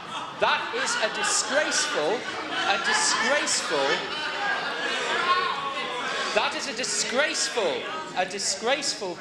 position to be in. He should learn to rise above base party politics and actually present his budget in a way which actually demonstrates a degree of accuracy, and he needs to be a statesperson. Right? He is not demonstrating that he is worthy of the office that he holds, and I think he should reflect on that. There are a number of things in the budget, Lord Mayor, which I think we would support. This is a very challenging time. I would reiterate that, and in some service areas in particular, I think we would have very great difficulty in making different decisions. I think there is an issue, and it's alluded to by the Leader of the Opposition, in relation to Sure Start. However, the proposals that have been drawn together in terms of the Family Services Review and points that the Leader of Council did mention actually around creation of family hubs, I think have a lot going for them, and I think that partnership working is really important, and I think we would wish to support some of that. However, I do have some concerns around some of the children and young people and their families who will not be touched by this, who perhaps live outside those geographical areas, and that may be something that can be dealt with in a different way. But I hope the Leader of Council and others will be able to take some of those points on board. We do have some issues, I think, with the SEN transport issue. I think this is a very difficult area, and I know myself as a previous portfolio holder that it is really difficult. You're actually dealing with quite a challenging issue, and any changes that are made to the budget will have an impact. And I think there are some interesting proposals around personal budgets, which I think we could support. I think there are issues around modes of travel, and some of the interesting work that's going on around that is quite important. We do have some charges, I think Councillor Faulkner, we do have some points of concern about the charges to over 16s. I think this perhaps is something that could be looked at again. I hope that might be taken on board. So we do get reports that this could have an adverse impact on families. It seems to be discriminatory, and I think when you're dealing with a very challenging group of people, you need to.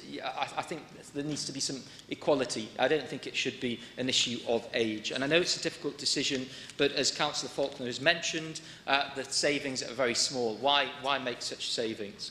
So I think it is difficult. We would have made probably some of the same choices, but perhaps there were one or two things to look at. But I would reiterate, just to finish off, that we are in a very difficult budget situation, and the Council is dealing with some of the most appalling situations facing families. Any budget cuts can have impacts, and the most important thing is for the Council to tell the truth about what those impacts are. If the Council doesn't tell the truth, it actually lets people down, and I do not believe that all of the things that have been said are the truth.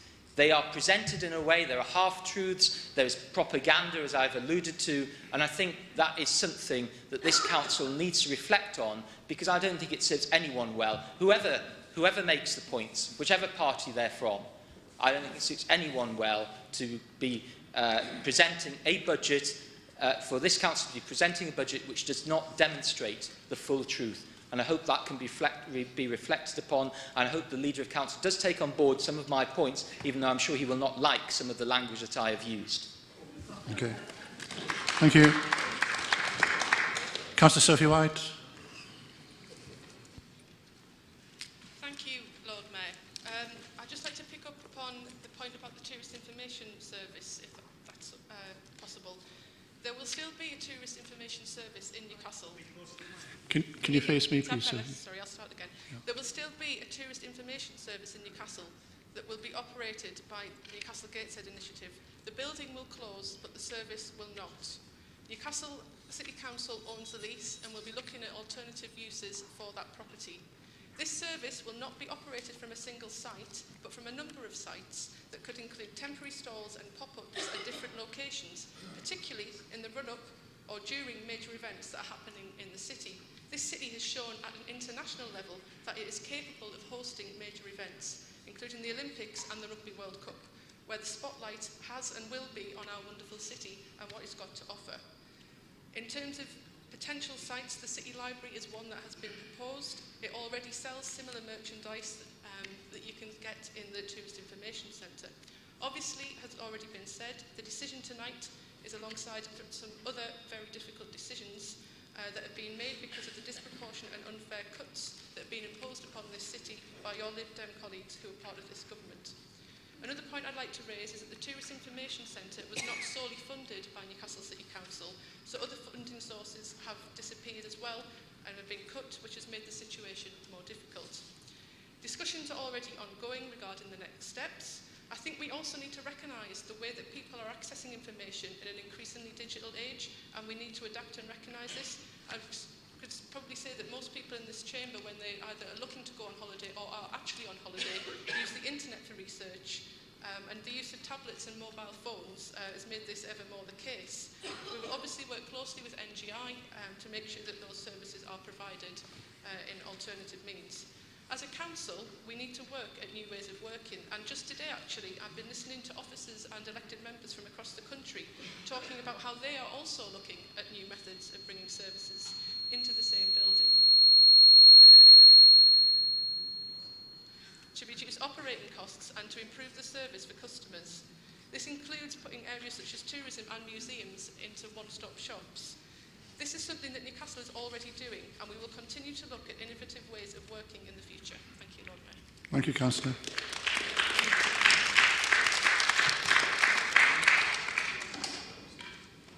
Councillor David Sessenjo, we missed you before. Would you like to? It's no problem. There's much debate about what's fair, what is not fair. What is for sure is that 800 million is a large sum of money to appropriate fairly and properly. And in my view, this must be spent well. There's much talk about the vulnerable. Now, for me, nobody is more vulnerable than the homeless. In that respect, we have a duty to pick up the duties under the Homeless Act of 2002. We set out our response in the Homeless Service report of 2013, which sets out our response to this particular group of people. I took the opportunity some years ago to go out in the evening to see the homeless in the city, and it was quite a shock to me. Part of our response is to be found at Cherry Tree View, our homeless unit. How many people have been there recently? That's good. 1, 2, 2. I went there that's good. 3, 4, 5, 6. It's getting better all the time. Behave, councillors. I went there last week, Lord Mayor, to see the result of our planning application some years ago. And what we have there is quite outstanding, a real response to the needs of the homeless. 40 units, some of which are always kept free, just in case. Some for families, some for single people. My concern is that at the time that that particular report came to development control, as then was, we had tremendous opposition.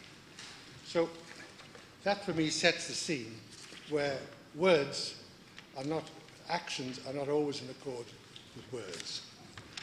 My plea, Lord Mayor, is that with 800 million to spend, that we do spend it properly,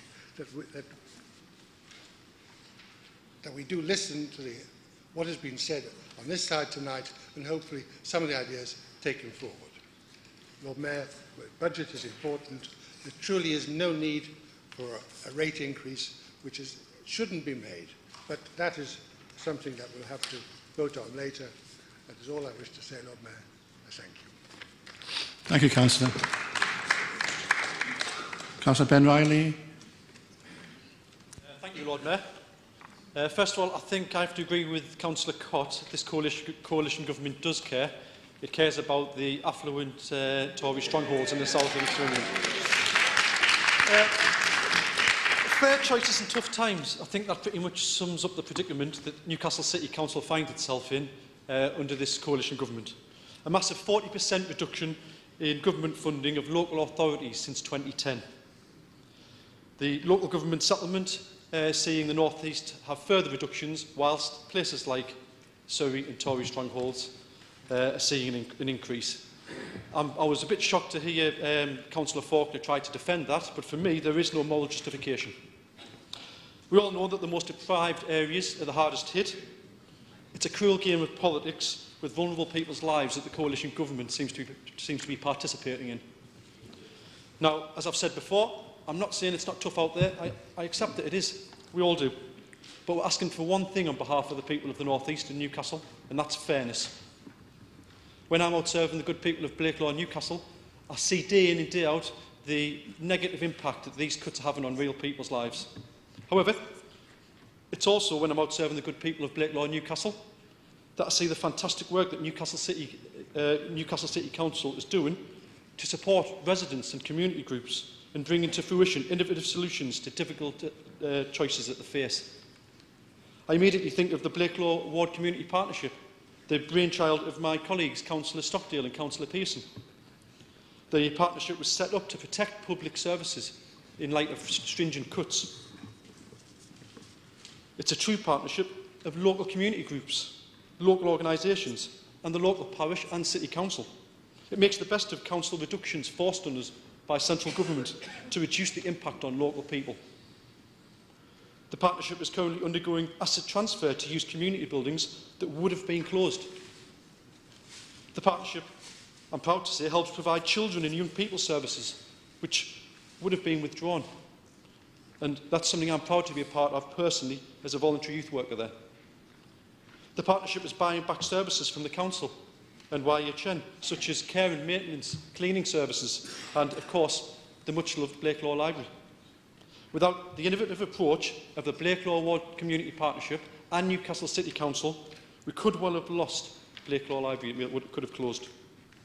The partnership is also now beginning to support apprenticeships for young people in the city, in areas like business administration, youth work, and with the support of alongside Nature's Landscape, we've also got an apprentice who is training in horticulture.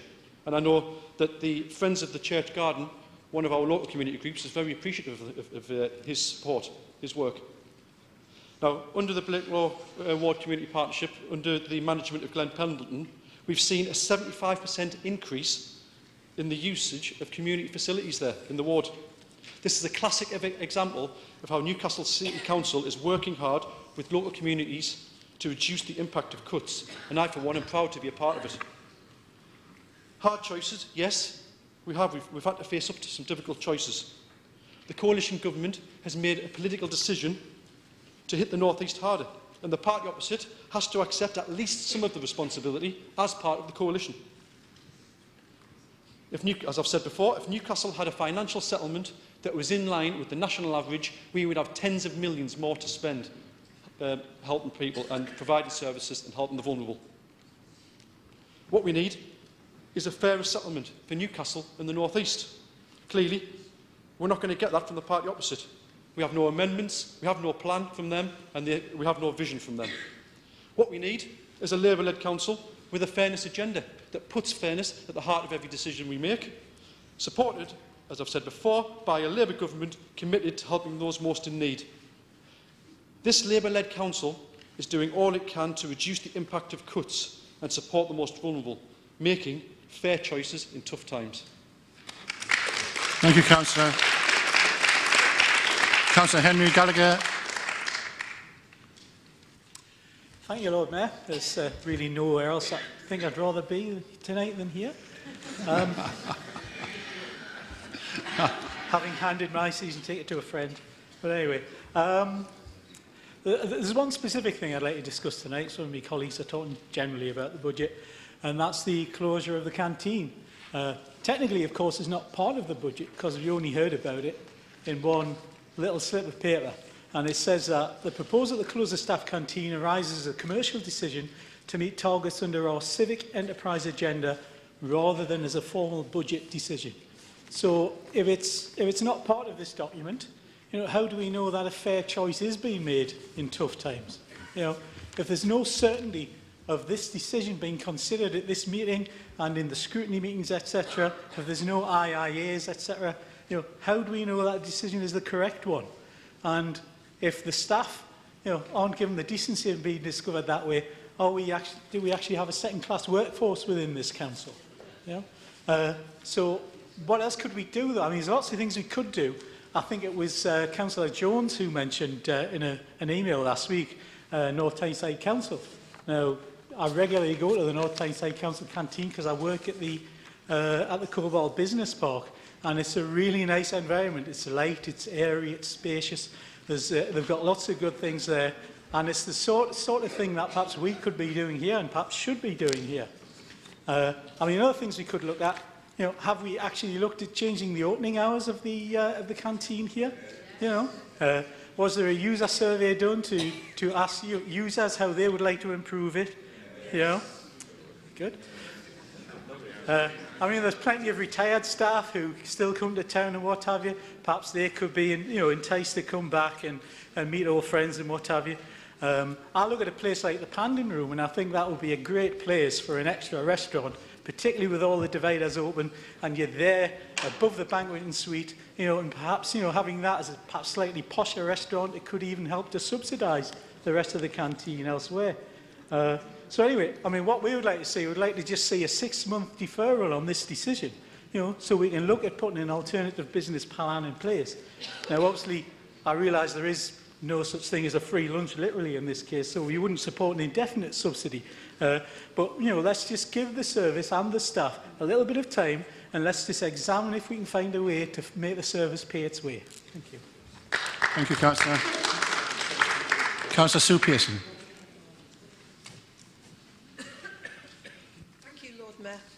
I rise with a heavy heart to support the budget proposals. None of the reductions of spending in it are palatable to me, and I'm sure they're not to anyone else on the Labour side of the chamber either. The actions of the coalition government in reducing so dramatically the share of the national cake allocated to local government and altering the funding formula within it to so disadvantage Newcastle and other northern councils, frankly, are wicked. The actions of the party opposite, or their colleagues in Westminster, in supporting this are a mixture of greed for power and opportunism. They could and should have refused to support the Tories on the local government settlement and many other issues, the iniquitous bedroom tax, for example, or the expensive and destabilising changes to the National Health Service. There's now much bleating and hand-wringing from the Liberal Democrats nationally as they wake up to the fact that these things and others they've connived at will lose them seats at the general election, but it's too late. They could and should have prevented them happening at all. and we would be in a far better position this evening in this council if that had been the case. More positively, Lord Mayor, the budget papers reveal the extent of innovation and radical thinking that the Labour administration has fostered to blunt, where possible, the impact of some of the reductions. The partnerships which are being fostered with health service organisations, the 2 universities, the private and voluntary sectors in the city, and with local communities are beginning to make an impact. My colleague, Councillor Riley, has just spoken to you about the Blakelaw Ward Community Partnership, which I was, of course, also going to use as an example of this in practice, but I won't repeat what he said. Suffice to say, it would, although it's very exciting running the partnership, breaking the boundaries of what has hitherto been possible, but it would have been so much better to be able to do this without the pressure of ever-reducing resources. The staff involved in making this happen, not just in Blakelaw, but all over the city, have worked very hard to achieve this transformation. All the City Council staff are under pressure. They fear potential redundancy, and they're all working flat out to try to keep the show on the road, and can see no end to this situation. It deeply upsets me that in this budget we're having to make their terms and conditions worse by the imposition the charges for parking and the loss of the canteen. At least this year they will receive a pay rise. I want to thank them all for the efforts they've made to support the people of this city and to carry on in the face of such sustained attack from central government. And I hope the rest of the council will join me in this. Thank you, Lord Mayor. Thank you, Councillor. Councillor Doreen Huddart. Councillor Huddart. Thank you, Lord Mayor. My comments are fairly brief and are mostly in the form of questions. And one of the first ones I wanted to ask, because it's not clear from the documents we've been given, is about the increase in council house rents. What was the result of any consultation for this with the tenants, or was it a fait accompli? Oh. And were any impact studies undertaken about this, especially in light of the universal credit which is coming online very shortly? And the other thing I wanted to say is, if Councillor Forbes claims that he, I think I'm quoting, wishes to help those in greatest need and support the most deprived, how does he justify the decrease of some 400,000 in the budget for homeless provision? Can he explain the fairness of this? Councillor Dunn mentioned her strategy. I would say plus ça change for that, except we would have mended more roads and pavements and reduced energy and waste. And I want to say also, Blakelaw is not the only ward which is looking for innovative solutions, given the appalling decisions which were taken by the Labour administration a couple of years ago. We too have had to work hard to save our library and children's centre, which would have been wiped out if Labour had had its way. The Labour members keep asking what we could do with an extra 36 million. I would say, where will it come from? As a resident said to me, they are very good at borrowing, and they are very good at spending other people's money. And I would add, they're very good at blaming somebody else for it. You know? Who, I repeat something I have said here before, Lord Mayor, who sold the gold and who borrowed trillions? Who put us into debt and who's getting us out of debt? Thank you, Councillor.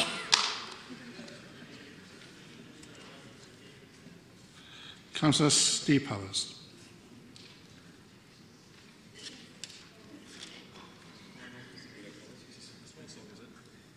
Oh, right. Thank you, Lord Mayor. I must say the opposition certainly do have a talent for using an awful lot of words to say very little. Lord Mayor, I think following on the same line as Councillor Faulkner, I think I'd like to name drop as well. I had a brief chat with our next Chancellor of the Exchequer, Ed Balls, a couple of weeks ago in the car. And I remember him when I asked him about the difference that a Labour government would make for a local authority like Newcastle, and he was absolutely committed to addressing the fairness fund or settlement for us all. And not only a statement he's made private to me, but a statement he's repeated many times in the press. Not only that, but he's also committed to further devolving powers to local authorities, something that I think absolutely everyone in this chamber recognises as a progressive way forward for this city and for other cities like Newcastle to be able to generate money and protect us going forward in the future and ensure that we succeed in our vision for a modern, vibrant city in Newcastle. Well, I wanted to pick up on a couple of points that are in the budget. First of all, I'm going to start on the night noise team, something that I do find quite surprising that the opposition have raised at this late stage.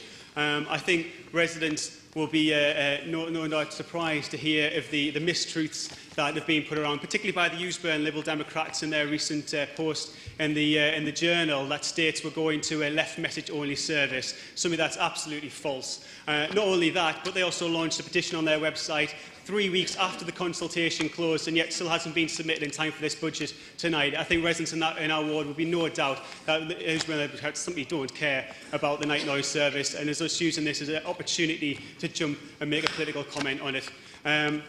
In terms of going forward for that service, I think many residents I've spoken to, and I'm sure many other residents as well will agree, that the night noise team service hasn't really been fit for purpose. A small number of staff that work in that service struggle with calls that come in. Soon as there's a couple of calls to deal with, many residents' experiences of using that service was to get a phone call a few hours later that was just to ask, is there still a problem?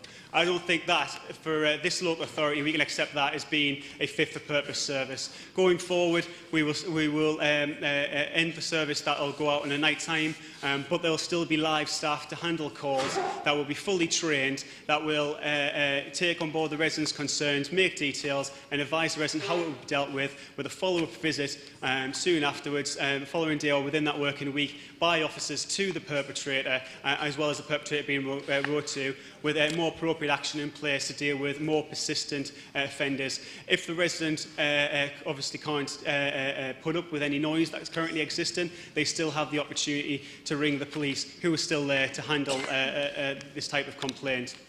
I think this is a way in which it reflects for Newcastle City Council, for the Labour Group, how we are working within very difficult, challenging times, but still delivering services that are fit for purpose for the people of the city, but within the context that as we strip the flesh from our services, with no option other than the unfair cuts that have been placed upon us by the coalition government, that we're trying our best to make sure that we can still deliver for the residents of this city. In terms of the Blue Badge scheme, I want to make absolutely clear a few points on this. The on-street car parking for disabled Blue Badge holders in the city centre will continue to be free. This is a statutory obligation, but it will continue to be free, and we have no intention of trying to introduce any charges there.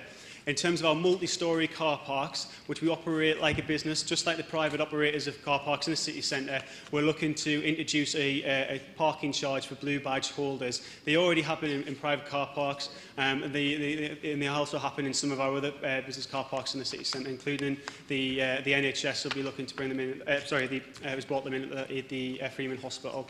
I think this is an unfortunate necessity to bring in the money, but what will be happening is that this money will be reinvested into supporting Blue Badge holders. The recent Department for Transport study showed that only 7% of Blue Badge holders state that free car parking is something that they consider as being an important benefit of having a Blue Badge. Most state that the first and most important thing for them is decent quality provision for parking your vehicle. This money will be reinvested into supporting that. We will offer buy one, get one free schemes that will still recognise the need of disabled people and offering dispensation for Blue Badge holders, recognising that they will need longer to shop in the city centre but with no extra cost.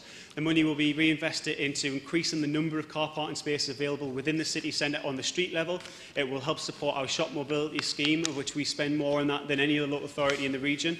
And it will also be invested in tackling Blue Badge misuse, which many Blue Badge holders would commit that it's extremely difficult challenging annoyance for them that when people who are not entitled to use this blue badge are taking advantage of that and using it in car parking spaces. Lord Mayor, I know it's a red light, so if I quickly finish. I think what was absolutely shocking is that the Liberal Democrats have offered absolutely no amendments to this budget. I think it reeks of hypocrisy, and I think it's an absolute shame on them and anybody, and particularly upsetting for anyone that thought that if they voted for the Liberal Democrats they'd get a decent opposition in place. Tonight's proven that's simply not the case. And again, in their written statement on their amendments, I think it's ridiculous that they are suggesting that we have £800 million to spend on services. They know that's not true, but it's incompetent when they suggest that over £500,000 only comes from government. We know it's a lot more money, and they should make this sort of ridiculous statement in there. And again, we've seen other ridiculous propositions on what we could do around introduction of one approach to community safety through police and crime commissioners. I think they should remember that their own party, as well as our party, is committed to scrapping police and crime commissioners. Again, another part of rank incompetence from the opposition. Okay, thank you. Councillor Philip Lower. Not here? Councillor Gareth Kane. Thank you, Lord Mayor. I get very frustrated at these budget meetings. There's a sense of déjà vu all over again. This side mainly talks about the budget, the other side talks about the government. I admit we've had a little bit more from that side on some of the issues of the budget, including Councillor Powers. But this isn't really a budget. This isn't like the budget books we used to get, which laid everything out so they could be properly scrutinised. This is a disgrace, Lord Mayor. It's impossible to make head nor tail of it. We get all these lists of investments and a list of cuts, but some of the reductions in the investments list are bigger than the reductions in the cuts list, and they're not properly explained. Then we get this massive list of the consultation responses, a really fat document, but no summary of how that has changed anything within the budget. And after a bit of cajoling, officers provided me with a summary. I had to ask for it a couple of times. But it should have been in here as a matter of course, for transparency and scrutiny purposes. And if not, the Cabinet should have demanded it, rather than saying that Councillor Forbes give a speech, because as we've said, he hasn't mentioned any of the responses to the consultation in his speech. And the big question all of this stuff, is what are you trying to hide? We need to go back to those line-by-line budget books, particularly in these difficult times. And presumably, if officers are using this to measure performance through the year, they need a line-by-line budget.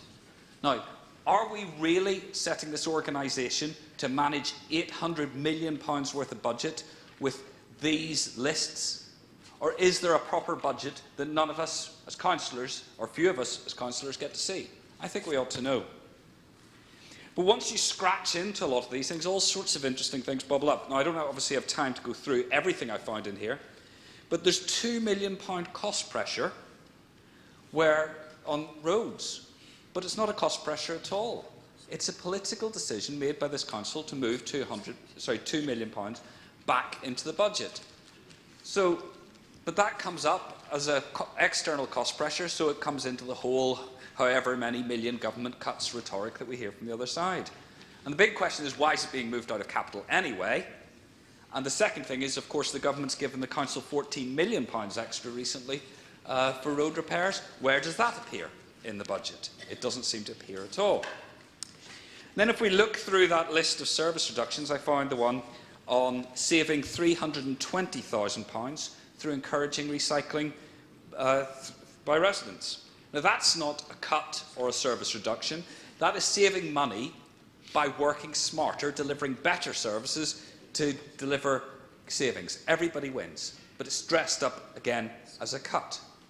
But it also reminds me of the amendment we've put forward the last 2 years, which we haven't put forward again because it's been voted down twice by the Labour majority, to address the savings in the internal utilities costs in the council. Because that could easily, much more easily than persuading residents to recycle more, it could easily save between £500,000 and £1 million.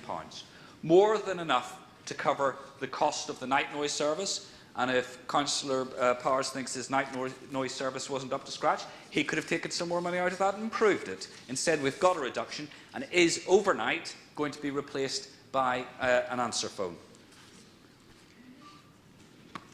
you've nicked most of our ideas. Sorry, I should say not you, Lord Mayor. The administration has nicked most of our ideas from previous council amendments. Why don't they pick this one? Right, I think this budget just puts the final nail in the coffin of all the bragging that this council administration makes. We were promised transformational change 3 years ago. Instead, we've had 3 years of salami slicing. We were promised cooperative working, but residents, voluntary groups and key partners in the city say they can't get a word in with the council. We were promised better neighbourhoods, but like an embarrassing relative, nobody mentions decent neighbourhood standards anymore. It's just all gone quiet. We were promised openness and transparency through this. Let's Talk was going to be a revolution, and yet information is harder to get out of the council than ever before. And lastly, we were promised fairness, but we have the unions complaining that the car park fee hikes hit the lowest paid staff and not the highest paid staff. The blue badge costs are going to hit people who are disabled. Lord Mayor, surely no councillor in their right mind can vote for this budget. I certainly won't be. Thank you, Councillor. Councillor Anne Schofield. Thank you, Lord Mayor and Council. Councillor Faulkner, in a previous meeting, and tonight Councillor Cott, exhorted us to be truthful. But I find that a bit rich. The deeply cynical response that we've heard tonight to this budget is anything but truthful. It has no aim to be truthful. It has other wishes. The cynicism shown of the lack of acknowledgement or apology from this party opposite as the party in power. I do agree that Councillor Cott is a great apologist for it, but that is not the same as an apology. They have national power, and other than that, they will not actually accept what goes with that power. But what they did do, which I thought was absolutely fascinating in a little thing deeply embedded in their website, it sounded like my kids used to do. It's not fair. We're not being allowed to do what we would like to do to make a difference. But you have to dig really deep to find that. So I think there's a real sort of problem about that. I think they're also showing huge cynicism tonight in their focus on complaints and the deeply shocking personal attacks that they've made. And it is a first rule of debate that you do not attack a person, you attack their policies. And I think that's something perhaps you need to learn. Okay. There is nothing in what they have said tonight as the party in power that offers an attempt at a genuine alternative to the budget for the people of Newcastle. There is nothing on what they, as the party in power nationally, say they should do to actually make a difference to the hardship suffered by people under the austerity programme which they endorse. Further, they've also shown no obligation tonight to offer a vision on investing in the future for all citizens of Newcastle. Now, I'm proud that in these very hard times we are trying very hard and moving with some very interesting and innovative projects to invest in the future. And I particularly, as I've been involved, in the vision that we have, and was mentioned by the leader earlier, of Newcastle as a digital city. Now, this has been based on a principle of fairness, innovation, and also inclusion. But over the whole time I've been involved in that, I have never been approached by anybody from the other side on what exciting possibilities they could share with us on this, or how they understand the pressures that the whole digitalisation programme is going to bring for people who are being disenfranchised by it. We have actually got digital, all the digital work that's going on for people who are needing to have their benefits online. It is a huge problem, and I would have expected, if it's a genuine wish to be involved, that we would have heard something from them. I have to say that the response tonight is negative and nitpicking for the budget. It's so different to the serious, challenging and constructive engagement with the budget process I have experienced from community groups, community organisations, the voluntary sector and businesses, all of whom are on the front line and trying to make a difference to people's lives in these very hard times. What they are doing is they are working together, they are cooperating, they're sharing ideas together and with us. They're also working to improve community health, address health inequalities, provide children living in poverty with aspirations through education and employment projects, and offering older people a secure and fulfilling life. I think this council owes a huge vote of thanks to those who are working in this very difficult area, and also to our council officers who are working in partnership with them. Everything said tonight has just been about what the Liberal Democrats are against, not what they are for. That's no accident, because to say what they are for, they would have to show how they will be accountable to the city for their ideas and plans. What it seems from what's been said tonight is the Lib Dems want power, but without responsibility. And I think we need to remind them, with their power nationally in government, and this is Councillor Faulkner's words, that actually if you've got power, you can make a difference. But all the evidence is that you say you can't make a difference. With that power should come responsibility and a sense of obligation to the city and to local people who they are elected to serve. The cynicism shown tonight, I think, is an expression of their deep pragmatism in an effort to hold on to power nationally. It's also a sign of weakness, as anybody would know cynicism always is. No amount of blustering and personal attacks on the leader can hide this evidence tonight of a wish to be merely controversial, not truthful, and show no responsibility to the people of Newcastle and the people who have elected them. Thank you. Thank you, Councillor. I've got Councillor Keating down. Is Councillor Jerry Keating in? Yes. Councillor Keating. Well, just arrived, Lord Mayor. And I didn't really realise. You've got your bicycle hat off. I didn't really realise I was going to speak, but if you insist, I'll say something. But I'm not. Your name's down, Jerry, so you can. That's all right. I won't be responding to what's been said in the last hour because I've been fortunate enough not to hear any of it. Lord Mayor. During what I'd call my sort of Babylonian captivity of being off the council for a couple of years, a few things changed, and not for the better. I have found it very difficult in council listening to some of the speeches. They sound like Orwellian 4 legs good, 2 legs bad, chanted indefinitely. So I'm pleased tonight that at any rate at the start, the quality of the two speeches from the main contenders was in fact very high. I was lucky enough to be in Perpignan on Saturday, the former Catalonian capital, singing away at the Catalan national anthem before the Dragons slaughtered the Wolves at Rugby League.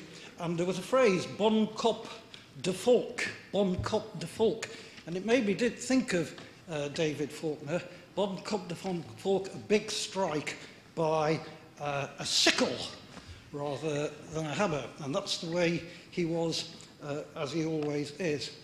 I'm not going to talk about the detail of the budget, Lord Mayor, but I have had over the last few days, at any rate, a few thoughts about local government. And 30-odd years ago, I think I would have been a member of Tyne and Wear County Council, and I was a person who thought that Tyne and Wear County Council was a very bad thing, and I thought Mrs Thatcher was right to abolish it, and that the districts should rule supreme, as they have done for the last 30 years. But now I'm beginning to rethink what's going on in Greater Manchester seems to have some sort of chance of restoring to local government what it may have had in its glory days of 50 years ago. And I hope this council is taking that seriously and will go towards it. Because the era of imperial expansion, I'm afraid, is at an end, by which I mean imperial expansion into our discretionary role and the massive spending that went with it. The winds of change are taking place, and decolonisation is proceeding apace. Thank you, Lord Mayor. Thank you.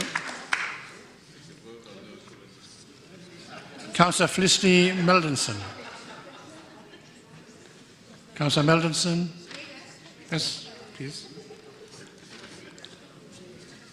I'm not sure how to follow that, but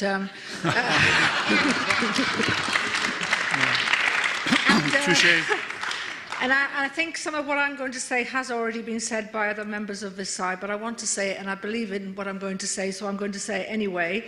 I must say, earlier on, I was a little bit confused because I heard colleagues on the other side, Councillor Faulkner and others, saying about there were unfair cuts in local government. We had been given a bad deal.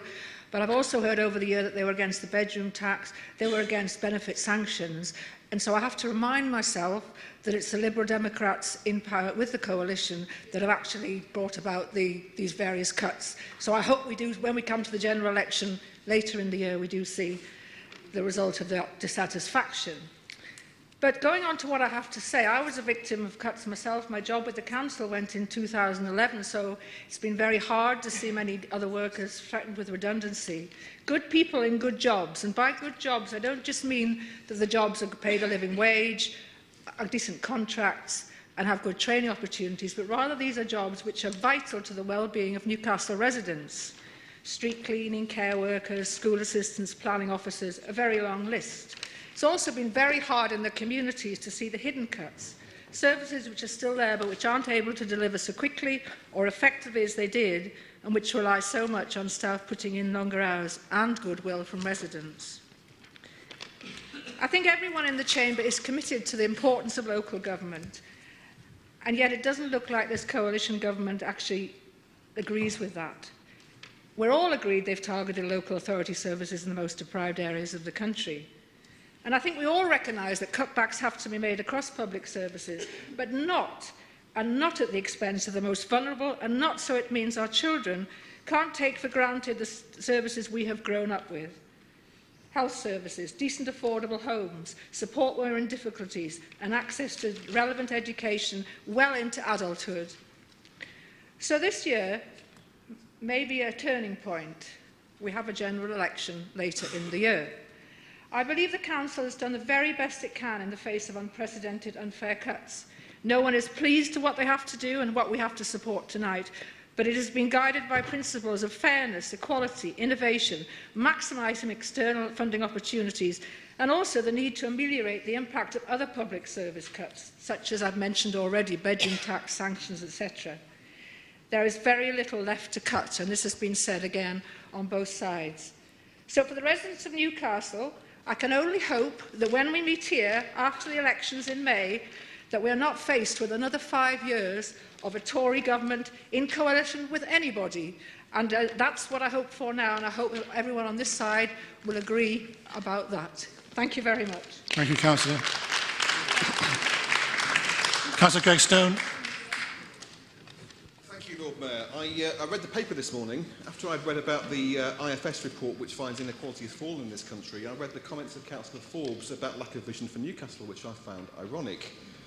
Our vision for Newcastle remains the same as we pursued in office for 7 years. A cleaner, greener, safer, fairer city, keeping council tax below inflation, which prioritises cleaner streets, road and pavement repairs, greater sustainability, genuine devolution towards, and a focus on improving the employability and tackling child poverty. A vision guided by quality of life and value for money, keeping libraries open and introducing a nighttime noise service. I would remind Councillor Forbes and the party opposite of the massive gulf between their vision on taking office and the reality in this city 4 years later. Councillor Forbes told us he would freeze council tax for 3 years. Tonight that pledge has been scrapped. Councillor Forbes told us he could work more effectively with other Labour leaders to deliver for Newcastle. It only takes a chat with the leader of Sunderland to see how hollow that claim has become, or look at Manchester to see how other cities are leaving Newcastle far behind. Powers are now available to cities. Councillor Forbes and the North East Combined Authority have yet to be proved they can be trusted with them. We hear nationally about the need for greater joint working and shared services. We see precious little of it in Newcastle. We are way behind on the agenda precisely because of a lack of local agreement. Councillor Forbes told us he would lead a council where the residents came first. Councillor Huddart and I have surveyed every house in our ward over the last few months. Residents say their main concerns are deteriorating street cleaning and concerns about roads and pavements. This year, there has been no ward allocation for road and pavement maintenance for the first time in my 17 years on the council, and none is planned for the future. This is a budget that demands more from taxpayers but gives them less in terms of local services and does nothing to respond to the priorities of local people. Councillor Forbes told us he would lead a council which will be fit for purpose. Instead, we have a council which spends the highest in the country on social media, where officers are employed to tell people on Twitter they are not allowed to respond to their concerns and people must report problems to Environmental themselves. We have heard over the last year just how bad the Environmental Service has become, and people can see with their own eyes just how bad the streets have become. We have indecent neighbourhoods where we were promised decent neighbourhoods. Yet tonight's budget only avoids further cuts to street cleaning by raiding ward budgets. Don't think that sleight of hand has gone unnoticed. Councillor Forbes boasts about how his administration is investing in the city to make it an attractive place for investors. He forgets that he was a bitter critic of that same investment when we put it into Science City and Stevenson Quarter. But, given he has now learnt his lesson, I would urge him to go further. If he wants to make the city more attractive, he should heed the approach of the Lib Dem Council and prioritise street cleaning. Equally, if he is serious about creating a working city, he should follow the Lib Dem lead by supporting Newcastle Futures and not cutting more of their job support advisors.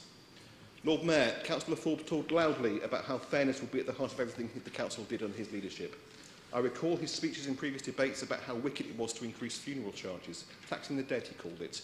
He is less pious about that now. I don't recall Councillor Forbes saying anything about us introducing charges on disabled people, because I don't believe that we did when we were in office. Yet tonight, he's proposing to introduce charges on parking for disabled people and reducing support for transport with children with special educational needs. How noble, how progressive, how the hell is that a fairness agenda? Councillor Forbes promised a fair and progressive council where all decisions will be governed by the future needs assessment and by inequality impact assessments. Well, I have an important question for him tonight, Lord Mayor. Has an inequality impact assessment been carried out by the council on the impact of the proposed rise in council tax? I've inquired whether one has been published. I haven't been able to find one. If one has been done, it would show clearly the administration's tax rise is regressive. Everyone in the city will be paying more to get less, but the heat map, if one exists, will show that it hits the poorest in the city the hardest. Councillor Forbes and the party opposite know that is true, and they notice a course of action they did not have to take because the government freeze grant continues to be on offer. The council tax rise is a broken Labour promise, and it proves their claims to be a progressive administration guided by fairness are a sham, Lord Mayor. After 4 years of Councillor Forbes' leadership, local services have shrunk, council performance is worse, and quality of life in the city is being eroded. He spends on the civic centre, not on crossing patrols, not on heat maps, but not on highway maintenance, on Twitter, but not on transformation. I will vote against this budget tonight with a clear conscience this evening, and I wonder how many people on the other side can say the same. Thank you, Lord Mayor. Thank you, Councillor. Councillor Marion Talbot. Thank you, Lord Mayor. I've listened to the opposition members' contribution to this debate tonight with interest, and somehow I feel that we live in a different universe, a parallel universe. I don't recognise what they say as being an accurate reflection of the financial situation we face. I don't know if many of you are familiar with the Proclaimers. I quite like the group. And they have a song called I Will Walk 500 Miles.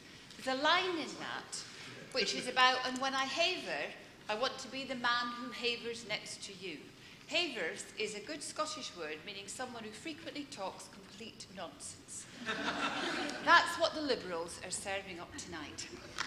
How many times do we have to remind the party opposite that it's their government which has imposed these severe, unfair and disproportionate cuts on our city and on our residents? Liberal MPs are part of that government, however much you try to pretend that they're not. If the opposition have something to contribute, why haven't they brought forward some costed proposals which could be examined in public, which could be scrutinised? Why have they not suggested alternative proposals to our budget proposals if they think ours are so poor? Where is their leadership? Where is their vision for the city? We have a vision for the city. We have a clear vision for the city. Despite these unfair cuts, we're investing in our city. Through our capital programme, we will invest £146 million in 2015-16 and nearly £190 million in 2016-17. We will be investing that money in delivering our 4 priorities. We will be investing in a wide range of improvements, including investing in jobs, in neighbourhoods, improving council housing stock, building new and affordable homes, supporting people with disabilities to live more comfortably in their own homes, older people's housing, in flood prevention, in primary schools, in Go Digital, in improving highways and footpaths, and delivering a transport vision for the city, including improvements for pedestrians and cyclists. Many of you today will have received the copy of the e-cycling news which I circulated, which announces the award of £10.6 million over 3 years to improve cycling in the city. This is great news and a testament to the approach this administration is taking in developing a vision for transport, identifying key improvement schemes and being ready to apply for funding when the opportunity presents itself. Many of these investments will not only bring improvements to the city but will save money in the long term as part of an Invest to Save programme. The cuts we have to make are incredibly difficult, and I appreciate all that everybody said from our side about that tonight, but we still need to invest in our city and in our residents. We need to encourage businesses to expand. We need to encourage new businesses to locate here to bring jobs and opportunities to Newcastle. And we have to ensure that we keep and put in place building blocks on which we can continue to build as the economic situation improves. We want our residents to be able to take advantage of that, so we need to invest and invest wisely, which is exactly what this administration is doing. While I'm on my feet, I just wanted to touch on something Councillor Huddart said about the council rent rise. The council rent rise of 2.2% is the lowest rise for at least the last 4 years and will be used to invest in council housing improvements and ensure we pay back the HRA debt, as the HRA is now self-financing. And actually, I have to say I'm a wee bit surprised that Councillor Huddart didn't know that, because she is a member of YHN board. I support this budget and would urge colleagues to vote in favour of it. Thank you. Thank you, Councillor. Councillor Robin Ashley.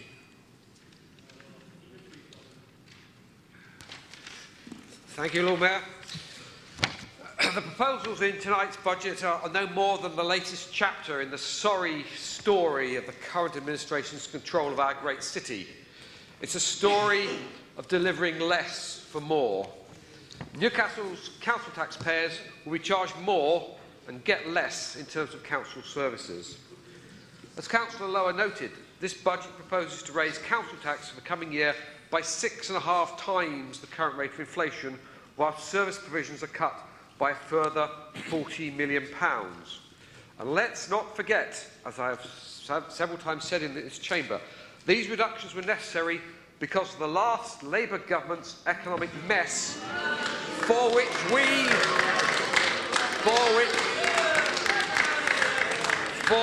we have received no apology. I point out the council's top managers are now paid more in total, but to deliver less value for money.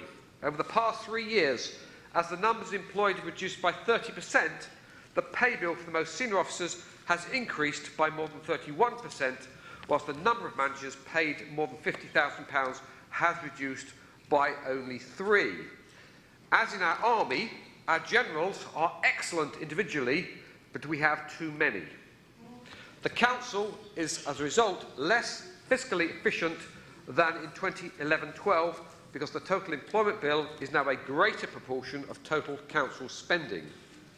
In contrast, the final budget of the previous administration halved the numbers of top managers and, equally importantly, cut the pay bill by the same proportion. So our council taxpayers got the same bang for their buck under the Liberal Democrats. But the crocodile tears across here don't cut the mustard.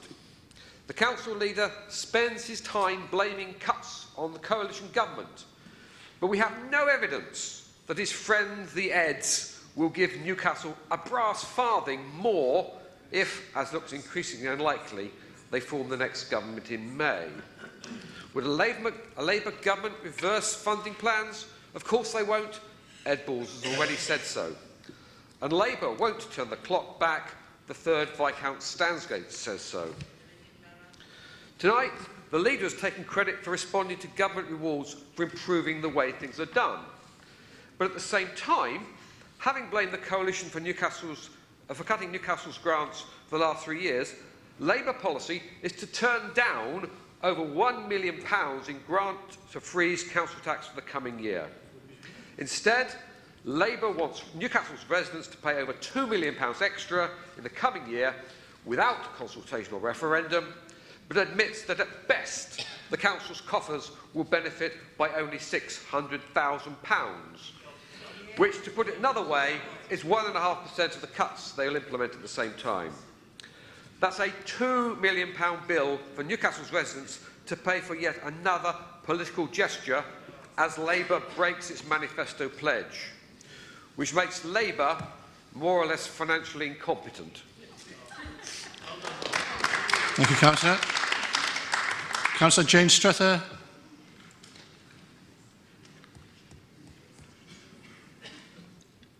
Thank you, Lord Mayor. Well, I don't wish to repeat what my colleagues on the Labour side have said tonight, although I do want to endorse their analysis and share their anger and despair about the impact of the cuts on the people of the city. But we are where we are, and we know why, although some people on the other side don't seem to acknowledge that. And we have, right across the board, had to make some very difficult and unpalatable decisions.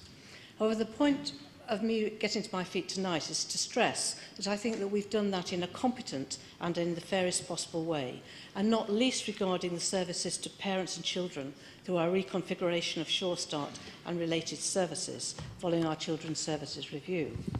And I, like others, tonight want to take the opportunity to pay tribute to the staff about the excellent work they've done in steering this difficult process through, and about the difficult and extensive consultations they've carried out, but also to the very many in the city, families, community organisations, voluntary groups and our partners in health services who have participated in the process, have come forward with ideas that help shape the services, which we as a council have listened to and actually come up with something better than that which we started out with. I only wish I could say that for members of the opposition who took very little interest in the difficult task we had in taking 36% out of our Sure Start budget.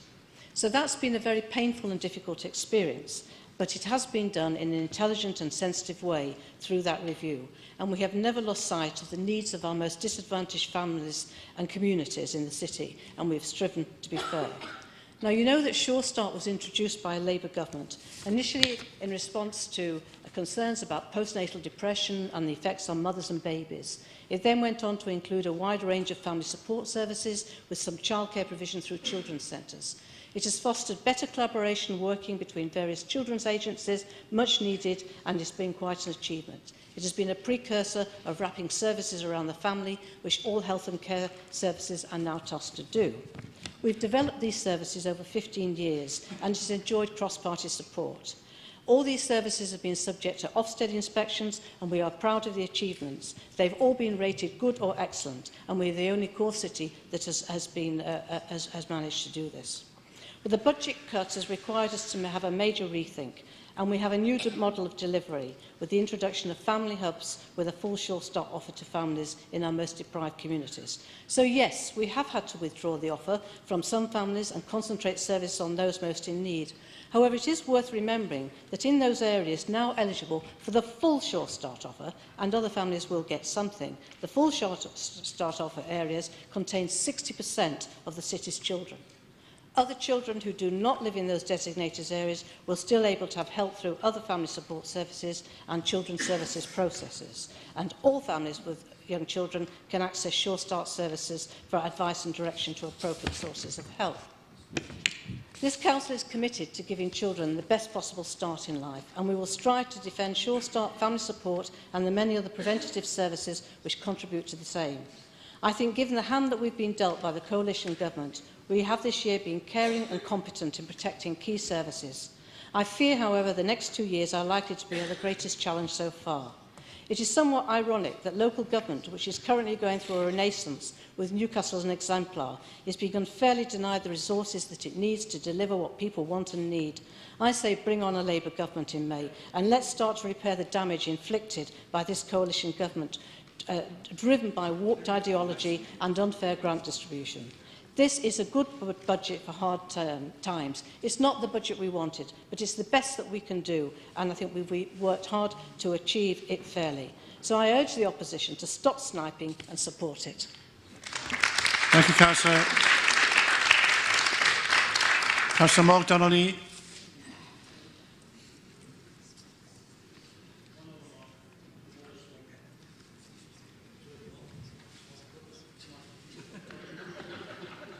Switched off.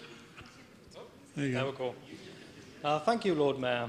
I want to start by expressing my appreciation to all the hard-working council staff who deliver services in these challenging times, and to those 1,330 staff who are expected to be gone by March next year under the budget's 3-year redundancy pledge.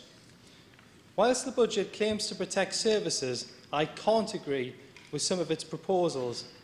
The leader claims his budget is fair, so why should we be charging disabled badge holders for parking and limiting Sure Start services to only a few allegedly most deprived people? At the same time, we are spending yet more millions developing Eldon Square. The councillor is a partner in the Eldon Square venture. The property has only just had 22 million facelift that cost taxpayers 12.8 million as the council's share. Before that, it had a 5-year revamp with a cost of 170 million. The council intends to spend another 7.5 million. Lord Mayor, that is over 200 million on Eldon Square in just a few years. My point is that capital spending like that inevitably incurs borrowing with significant increased charges over loan periods that can last for decades ahead. A Treasury report to Scrutiny Committee only last Thursday noted total council external borrowing debt at 688.1 million at the 31st of December 2014, with more long-term borrowing for up to 30 years from later this year. I believe this could cost taxpayers about 30 million a year in interest alone, nearly half the expected annual 70 million yield from increased business rates the council can now keep. It's 3 years since the government wrote off 294 million of Newcastle housing debt, plus 109 million interest on it. In total, Lord Mayor, 403 million altogether. Since the council borrowing has crept back up, soon there may be no benefit from this reduction. I strongly urge more caution on capital spending and a determination to reduce overall debt and the cost of it. Turning to income, the council does not dispute that in recent years its rate of collection of council tax has fallen. The Leader of Council recently accepted that up to 1.9 million of council tax remained uncollected, but he is still proposing to put up council tax by 1.95%, knowing that the net amount likely to be collected could be less than 600,000 net. That would be gained if 100% was collected in total. So it is not acceptable to forego the £1 million in government grant offered by central government to freeze council tax. It makes no sense. If people are struggling to pay their council tax now, how can the council seriously believe that a higher level of council tax is realistically collectible, especially after adding increased precepts from the police and Tyne-Wear Fire and Rescue Service? Although the budget will be agreed today, there is still scope to look at savings across the authority in order to safeguard services and prevent unnecessary changes for the most vulnerable, such as scrapping the councillor's private postal courier service that costs taxpayers £55,000 a year. Much larger savings might also be achieved through shared working with other local councils, as has been done elsewhere in many councils nationwide. I cannot support a budget hitting both staff and residents without limiting extensive borrowing capital projects, attracting interest charges that will further reduce services for decades to come. Thank you, Madam Mayor. Thank you, Councillor. Councillor Hilary Franks. Thank you, Lord Mayor. I'd like to draw your attention to item 7B, which is the scrutiny report on the budget. I'm Vice Chair of Overview and Scrutiny Committee and also a member of the ongoing Finance and Budget Monitoring Scrutiny Group. Members of both scrutiny groups and the Finance and Budget Monitoring Group, made up of members from both sides of the chamber, have meticulously gone through the budget proposals and the budget setting process. In this, they've been aided by excellent support from officers in providing all information requested, and between us, we did a very thorough job. In their findings, the groups, which were chaired by and included the leader and deputy leader and other prominent members of the Lib Dems, clearly acknowledged the scale of the financial challenge posed by the massive unfair cuts levied by the coalition government. The committees really found no major issues in the way the Labour administration is dealing with the challenges to the budget caused by the cuts. It's generally a positive report. I'm therefore amazed that the Liberals are now opposing the budget. What on earth is going on? If it's so bad, why is that not reflected in the scrutiny report? I can only conclude that it's malicious political point scoring. In committees, both sides take their scrutiny function very seriously and work hard to take an honest overview of policy and practice, and I'm very disappointed that the opposition are not doing the same in the chamber, but just playing games instead. Let's get on and pass it. Thank you, Councillor. Councillor David Stockdale. Thank you very much, Lord Mayor. Didn't think I was going to get a go. Colleagues on both sides of the chamber have name-dropped tonight, so I think I'm going to do the same thing. Tony Blair, especially for my friend Michael here. I haven't actually met him, but I did try and put him under citizen's arrest once, but that's another story for another night.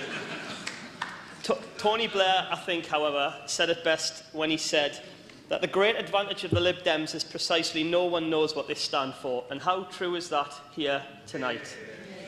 To come to this chamber, as they do, to oppose a budget that has been forced on our city by their coalition government is bad enough. But to come and oppose a budget without presenting any alternative whatsoever is beyond all belief.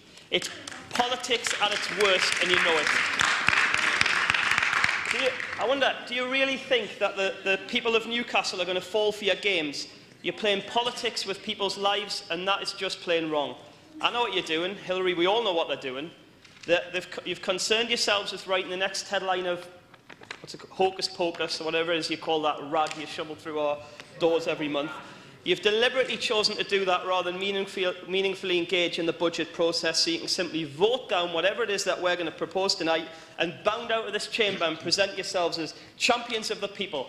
Well, I've got news for you, my friends. You aren't champions of the people. You're champions of mediocrity.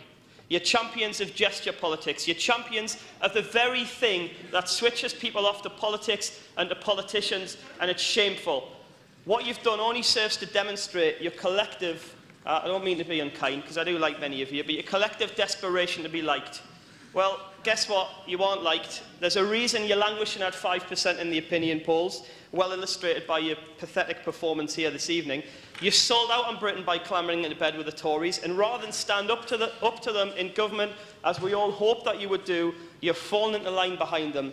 You're driving through a wholly unnecessary austerity agenda that has left our city and our region on its knees. A budget, as my comrades on this side of the chamber will know, is not just a collection of numbers. It's not just a calculation on a spreadsheet. It's an expression of our values.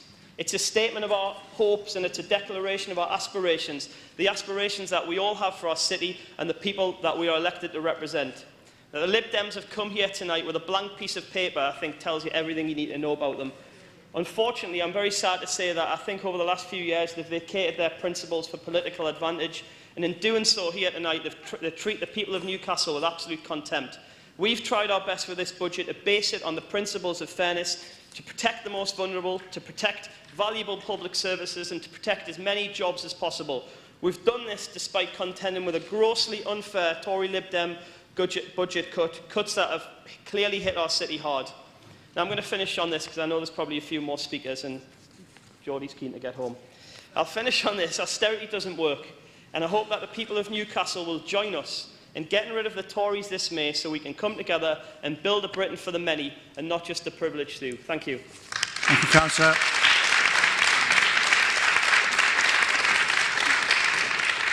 I've got Councillor Rob Higgins, but he's probably seeing what the score is. Councillor Jedbell. Thank you, Lord Mayor. I do apologise for being late this evening, and it was a work commitment. So, like Councillor Jerry Keaton, it's quite hard to come into the debate when you've missed some of it, but I did catch the Orwellian moment from Councillor Keaton, and I'd like to start off with that as well, because I remember this as well, is that 4 legs are good, 2 legs are bad. There's also another quote I'd like to mention, which is that all animals are equal, but some animals are more equal than others. And I believe that that's the way that this coalition government are treating us in the northeast of England, that they believe that they are more equal than what we are. Well, Lord Mayor, that's wrong. That's wrong with the coalition, and it's wrong for the colleagues across that side of the chamber who support that coalition. I have a good friend who's elsewhere in the country who happens to be, was a Liberal Democrat in a prominent position, that actually done the honourable thing straight away and decided that he'd leave the Liberal Democrats as soon as they went into bed with the coalition government. And I believe that a lot more people should have done that at the time and not support this coalition government. On the budget, Lord Mayor, what I would say is that I've had more than one occasion where I feel that I've been going into a bipolar trance, because I've been struggling, like many people would here, when you have to make such cuts to the people and to the area that you love. So I've been in the depths of depression, struggling with my conscience about some of the proposals that we have to put forward. And it is, Lord Mayor, it hurts, especially people from the northeast of England who are born and bred here and know how important these services are to people. And then the next moment, Lord Mayor, because it's been part of my role within the City Council to make sure that the city is vibrant, it's buoyant, and it's also the place for investors to come and develop within the city. So that's another side that we have to be. So I have to be positive and attract investors into this city for the right reasons. So 1 minute you're struggling with the cuts imposed by central government and the coalition government, and then the next moment you're attracting investors because this is the place where investors want to be. And it's hard to have that struggle, Lord Mayor. Very, very hard. Especially when we see how vicious these cuts that the central government has actually placed upon us with the unfair settlements, and the result in the cuts that we have to make in service, but to keep the city thriving at the same time. I remember when I left school and I went down to the shipyards in the east end of Newcastle. The government then was a Tory government, and this is one thing that motivated me to get involved in politics, first trade union politics, and then as a local politician, was the Thatcher government. I could not believe what she'd done to the industries that I was part of. The shipbuilding industry, decimated by the Thatcher government. The mining industry, totally and absolutely closed down under the Thatcher government. And then I thought things could never get worse. But actually what we're seeing under the coalition government with these unfair cuts is that they're more or less finishing off what that Thatcherite government started. And I think that's a disgrace. It's a disgrace that people would support that, but it's a disgrace and an insult to the people of Newcastle and this area. So what we've had to do, Lord Mayor, is work very hard to try to get a fair budget for the people of Newcastle, bearing in mind that we will balance the budget and have a legal budget for our people. We will have a working city. We will make sure that major developments will keep sprouting up over the city. We will also make sure that the infrastructure is in place, and we will build houses, and more houses for the people of cities so that Newcastle can grow. Lord Mayor, with the Labour administration, you do have a positive administration. We have one that will go forward, and we don't shirk our responsibilities and shy away from the serious position that we've been put in by this government. It's been hard decisions, but a fair budget has been the result, and I would urge all members to support this, especially when there is no alternative option. Lord Mayor, the score at St James's Park is 0 each. I believe that the score here is definitely 1-0 to the Labour side. NUFC would stand for Newcastle United Football Club. Tonight, Lord Mayor, NUFC is Newcastle City is under financial control. Lord Mayor, I move the budget. Thank you, Councillor. Councillor Chris Bartlett. Thank you, Lord Mayor. The Liberal Democrats have again shown their true colours, which isn't yellow, but it's really blue. They support a coalition government which attacks our city. We have brought together a budget which is about the best we can do to make it fair as best as we can for our city. And yet, on that side, they attack us for being unfair. They attack us for decisions made by a Labour government saying that we wasted money when we were in government. Well, recently, I attended the RVI when my daughter broke her leg, and the level of services she has received because of Labour investment over many years. She came home on the Saturday, she had a CT on the Sunday, she saw a specialist on the Wednesday. That is a national health service that I want to protect. That is public services that I want to see continue to protect. That is investment, not wasted money, Councillor Ashby, but money that was put into our city by this Labour government when we were in power. You are stripping that out. You have stripped out you're stripping out local government bit by bit, taking services away, taking Sure Start away, and attacking the most vulnerable. That is what you believe in on your side. On this side, we believe in public services. We believe in our city and we believe in our people. And that is why we have to support this budget for our citizens. Thank you. Thank you, Councillor. Councillor Nigel Todd.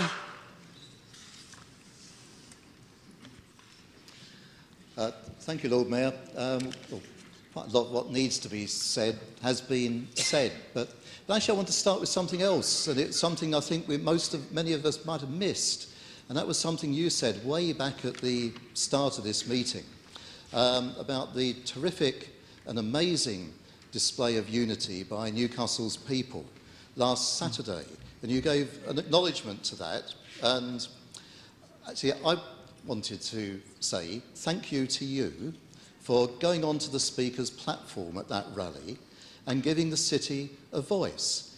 Numbers of us from both parties here were present at the rally. I think it was a terrific thing that you did, and I think we should not just let that go in passing announcement at the beginning of the meeting, but show our appreciation of what you did by speaking up for Newcastle in an appropriate way. So I think you deserve a round of applause.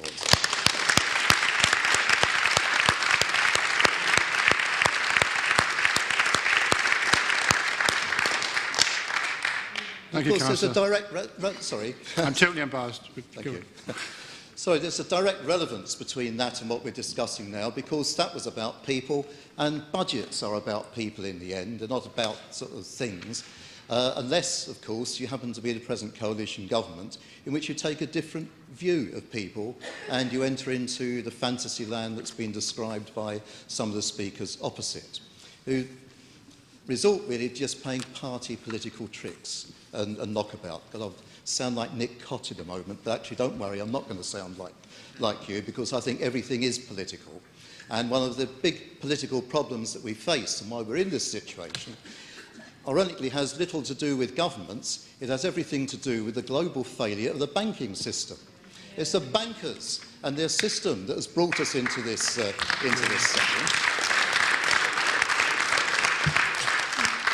But of course, how you respond to that is quite important. This caring government that one or two Lib Dems described, I don't know who they are really, but preside over a way of dealing with the problem that gives bonuses for the bankers, bedroom tax for tenants of social housing, tax dodging for the wealthy, and indebtedness for the less well-off. And today they're trumpeting that they've got the economy to revive and living standards have risen to levels unseen since 2008 and the rest of it. You dig a bit further into all of that, it's not quite that picture, and you dig a bit deeper into the current reports on the economy, and you discover that one reason why the economy appears buoyant is because there's a consumer, there's a degree of economic activity based on a revival of consumer debt.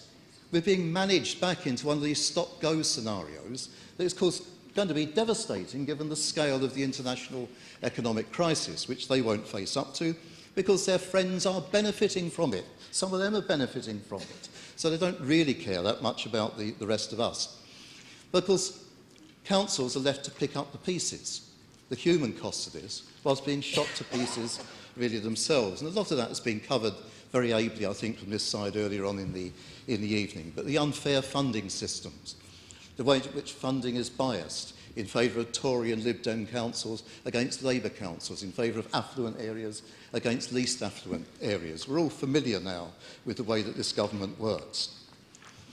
And, you know, in a way, Councillor Faulkner was right, sometimes he is, really, that he pointed to the scale of what he's on, and when he said he's glad he doesn't have to deal with it, well, I bet he's glad he doesn't have to deal with it, because it's a horrific situation.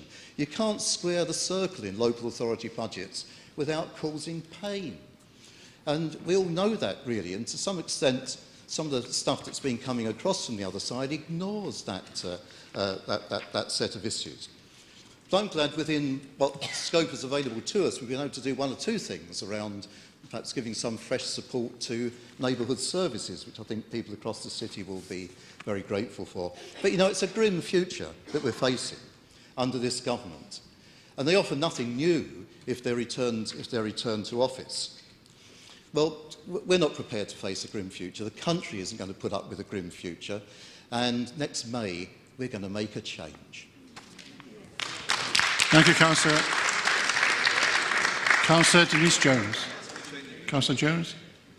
Thank you, Lord Mayor. Apologies for arriving late as well this evening, but I wasn't going to actually speak this evening, but I am actually going to respond to Councillor Gallagher because he alluded to an email that was circulated in a wider distribution in relation to the canteen and proposals that were being circulated, and I just wanted to provide some context around that because I felt it was a little bit bad taste to sort of single people out, but nevertheless I will make a point. I am known for questions in my role as councillor here, particularly in health scrutiny, where we've seen some significant decisions having to be made given the cuts that we're facing in this area.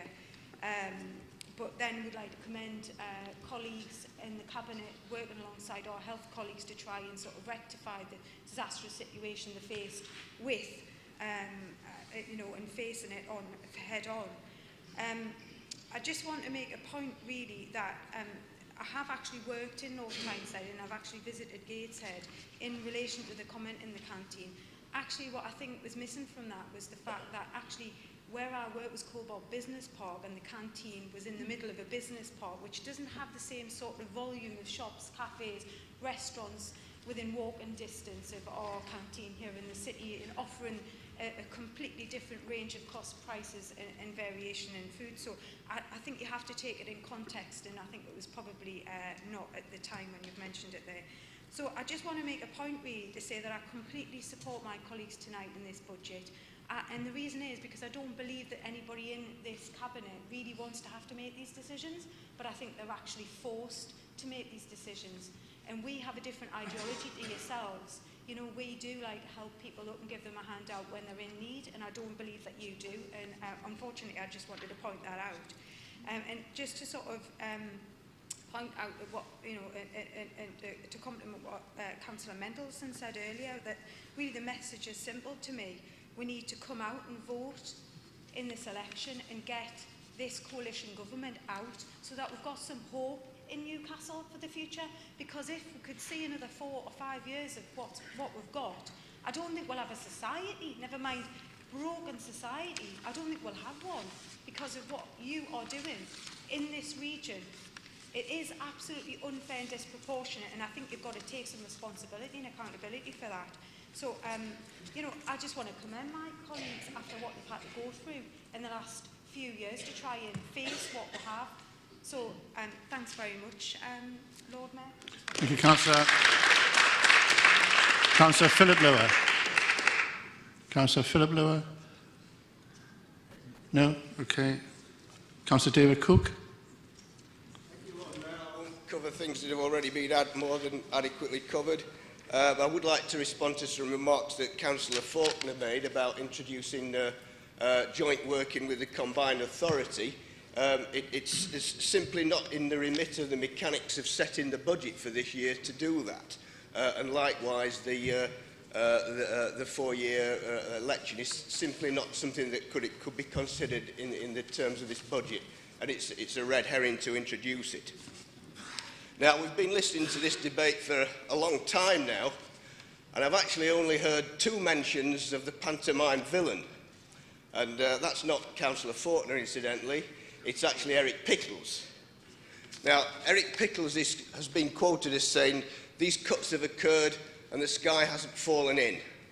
Now, I don't know what it's like for members on the other side of the aisle, but I could assure him that the casework files of members on this side are full of issues with people for whom the sky has fallen in. And that is the position that we've been put in by this government, by Mr Pickles, all the cuts that have been introduced, and just to remind you that they've been supported by the Liberal Democrat arm of the coalition. And without this, none of the things that we've been discussing this evening would have been happening. Thank you. Thank you, Councillor. We'll come back now to the seconder, Councillor McCarthy. Is anybody else, sorry, anybody else want to speak? No, we're all done. Councillor David Denham. Thank you, Lord Mayor. I wasn't going to speak tonight, and I think colleagues would agree that I can never be accused of waffling on in this chamber too much. But just to pick up on the point of déjà vu, I will repeat the point I made 2 years ago, and that's that the banking crisis that Councillor Huddart, I assume, refers to, the need to bail out the financial services industry, was caused by Tory bankers and not Labour politicians. And just to give, Greg, shut up. Just to give, I mean,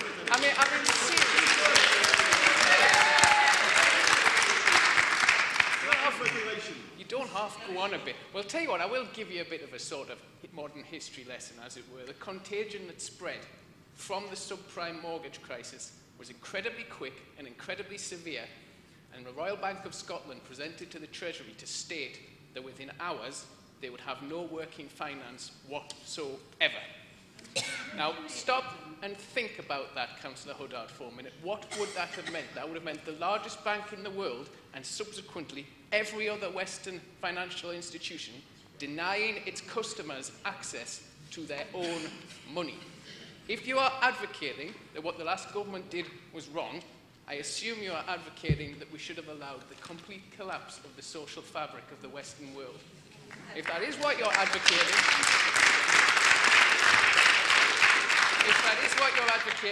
now, I look forward to reading the North Heaton Focus saying that. Separately.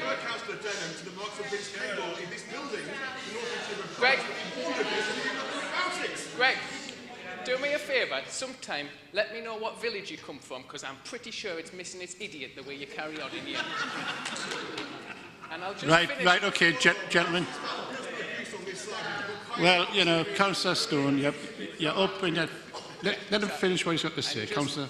On a final point, and I know Councillor Huddart's already spoken, but if she could pass a note answering these questions to one of our colleagues who hasn't, I'm assuming that the 2008 photograph of her wearing a rock-steady T-shirt demanding the state support the Northern Rock was, with the benefit of hindsight, a roaring mistake. Thank you, Lord Mayor. Thank you.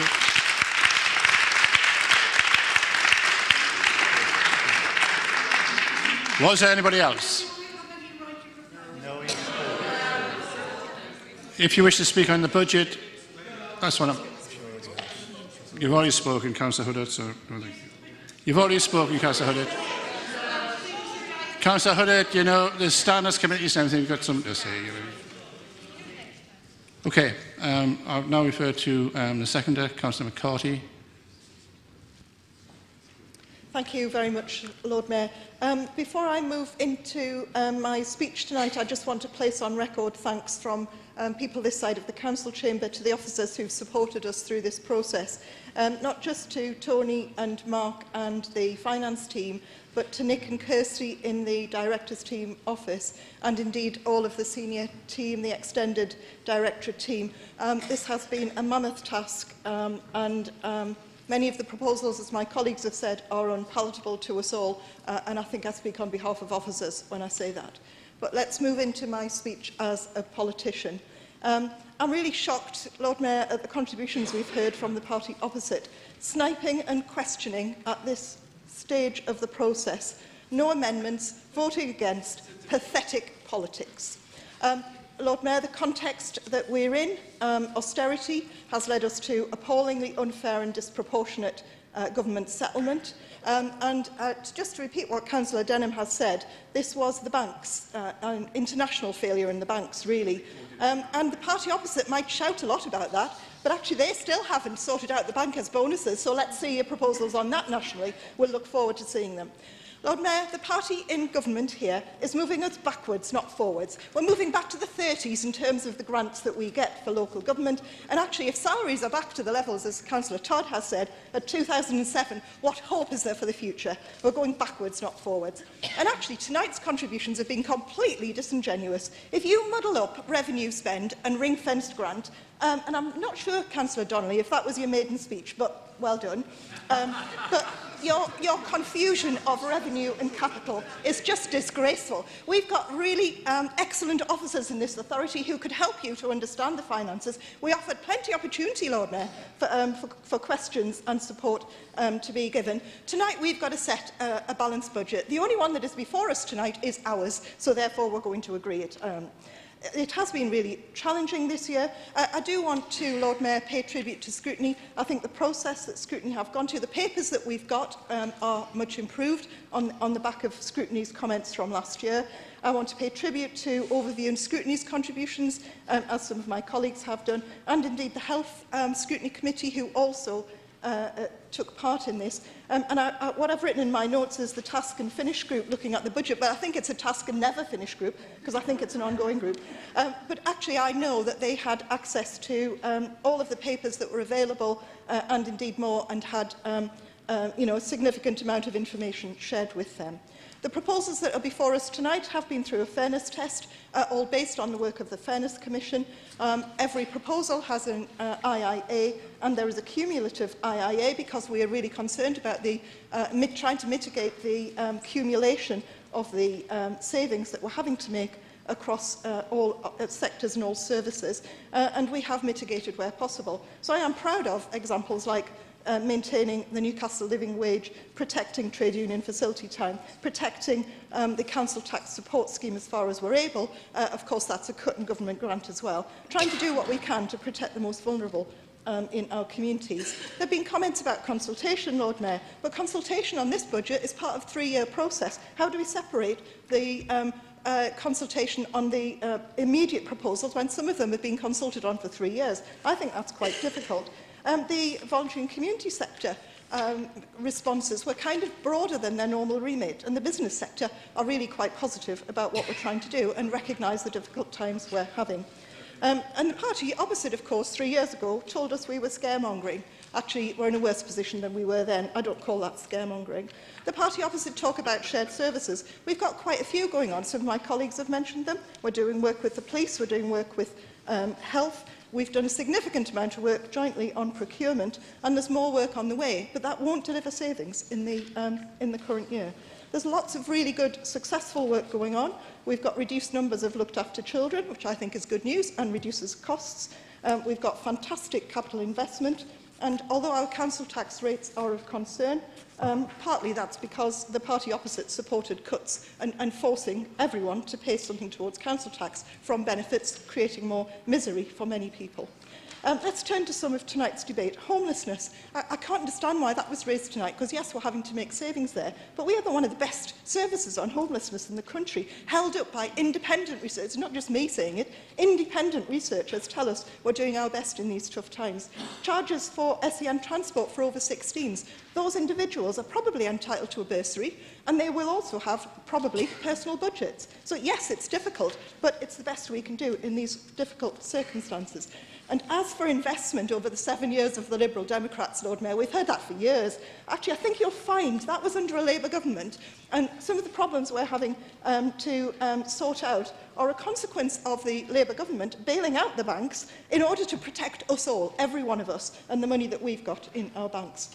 And remember, Lord Mayor, transformation under the party opposite was done by external organisation, I think it was KPMG at the time, but that's not how we do things in this administration. We do that ourselves. And I also remember the 27 million that was wasted on excessive redundancy costs, and we've put a stop to that. So tonight we've got no amendments, no credibility from the party opposite. As my colleague said, no plan, no vision, no leadership, no hope, and they've got no chance in May. This coalition is giving millions of pounds to the richest in our country, while millions of the rest of us are suffering. Disgraceful. And the financial illiteracy of the party opposite is beyond belief. Can I commend our budget? Fair choices in tough times is what we're trying to deliver. I think it's a balanced budget. It's the best we can do to protect as much as we can for the most vulnerable in our communities. Thank you. Thank you, Councillor.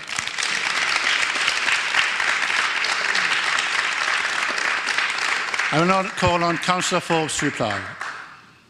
Thank you, Lord Mayor. I would like to start off by reiterating my thanks to all of the staff who've helped to prepare the budget papers that we're considering this evening.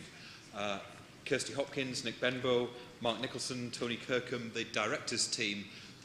The amount of work that's gone in has been extraordinary, and I know Council will want to place on record our thanks to all their hard work, their late nights in preparing these papers.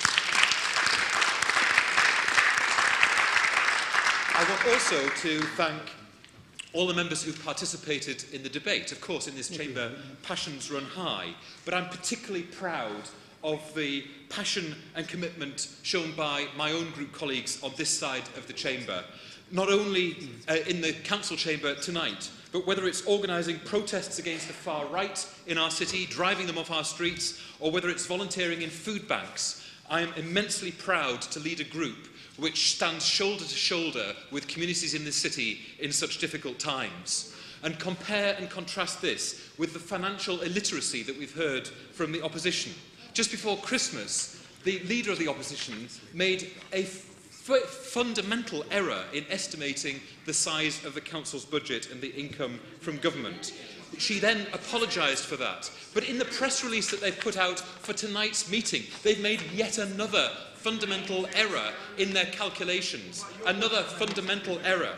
Lord Mayor, many members have used literary analogies tonight, and I would simply add to the pile of literary quotations by saying, to make one mistake could be considered misfortune.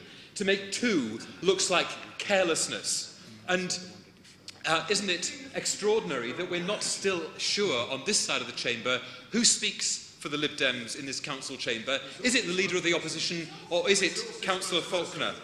Now, what we've seen, Lord Mayor, is a gross deception perpetrated in the council chamber tonight by the opposition, because they pretend that the council has £8 million to spend overall.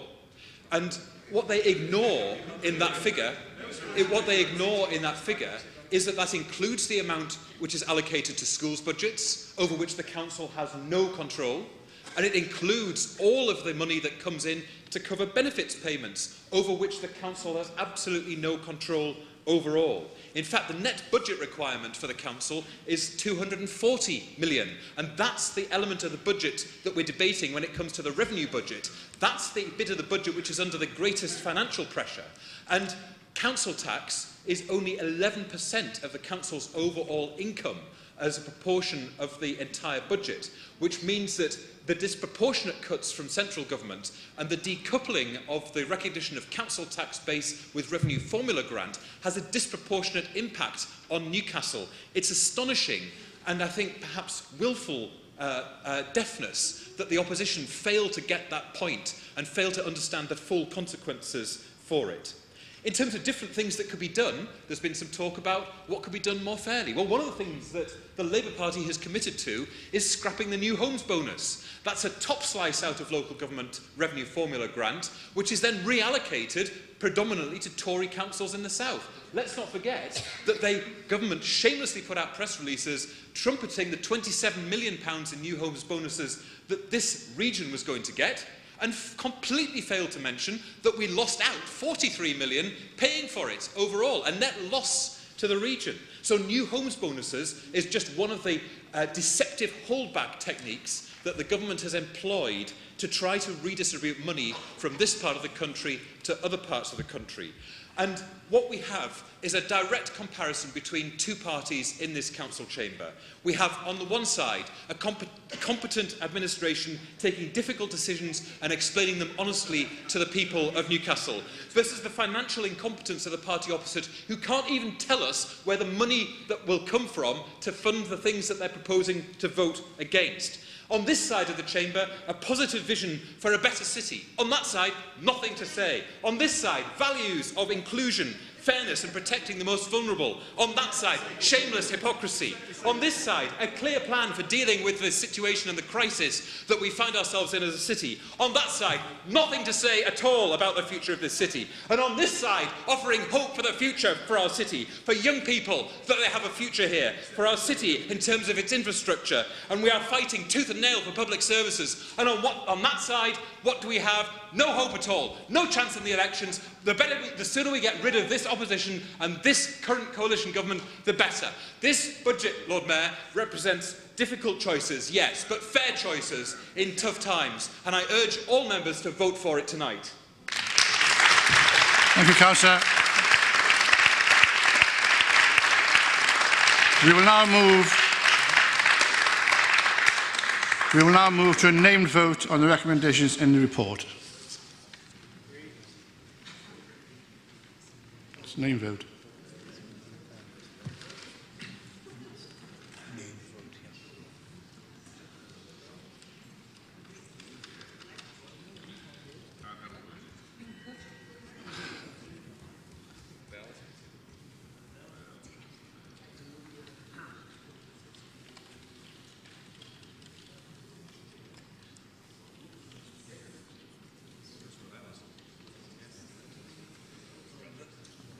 We all done?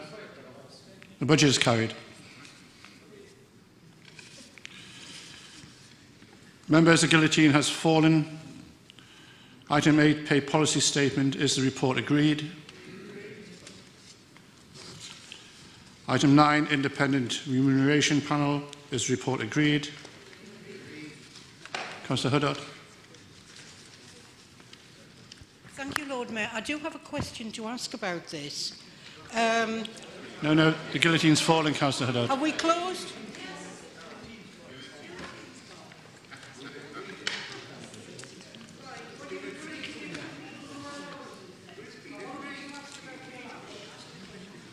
No debate on quarterly pay rise, I notice.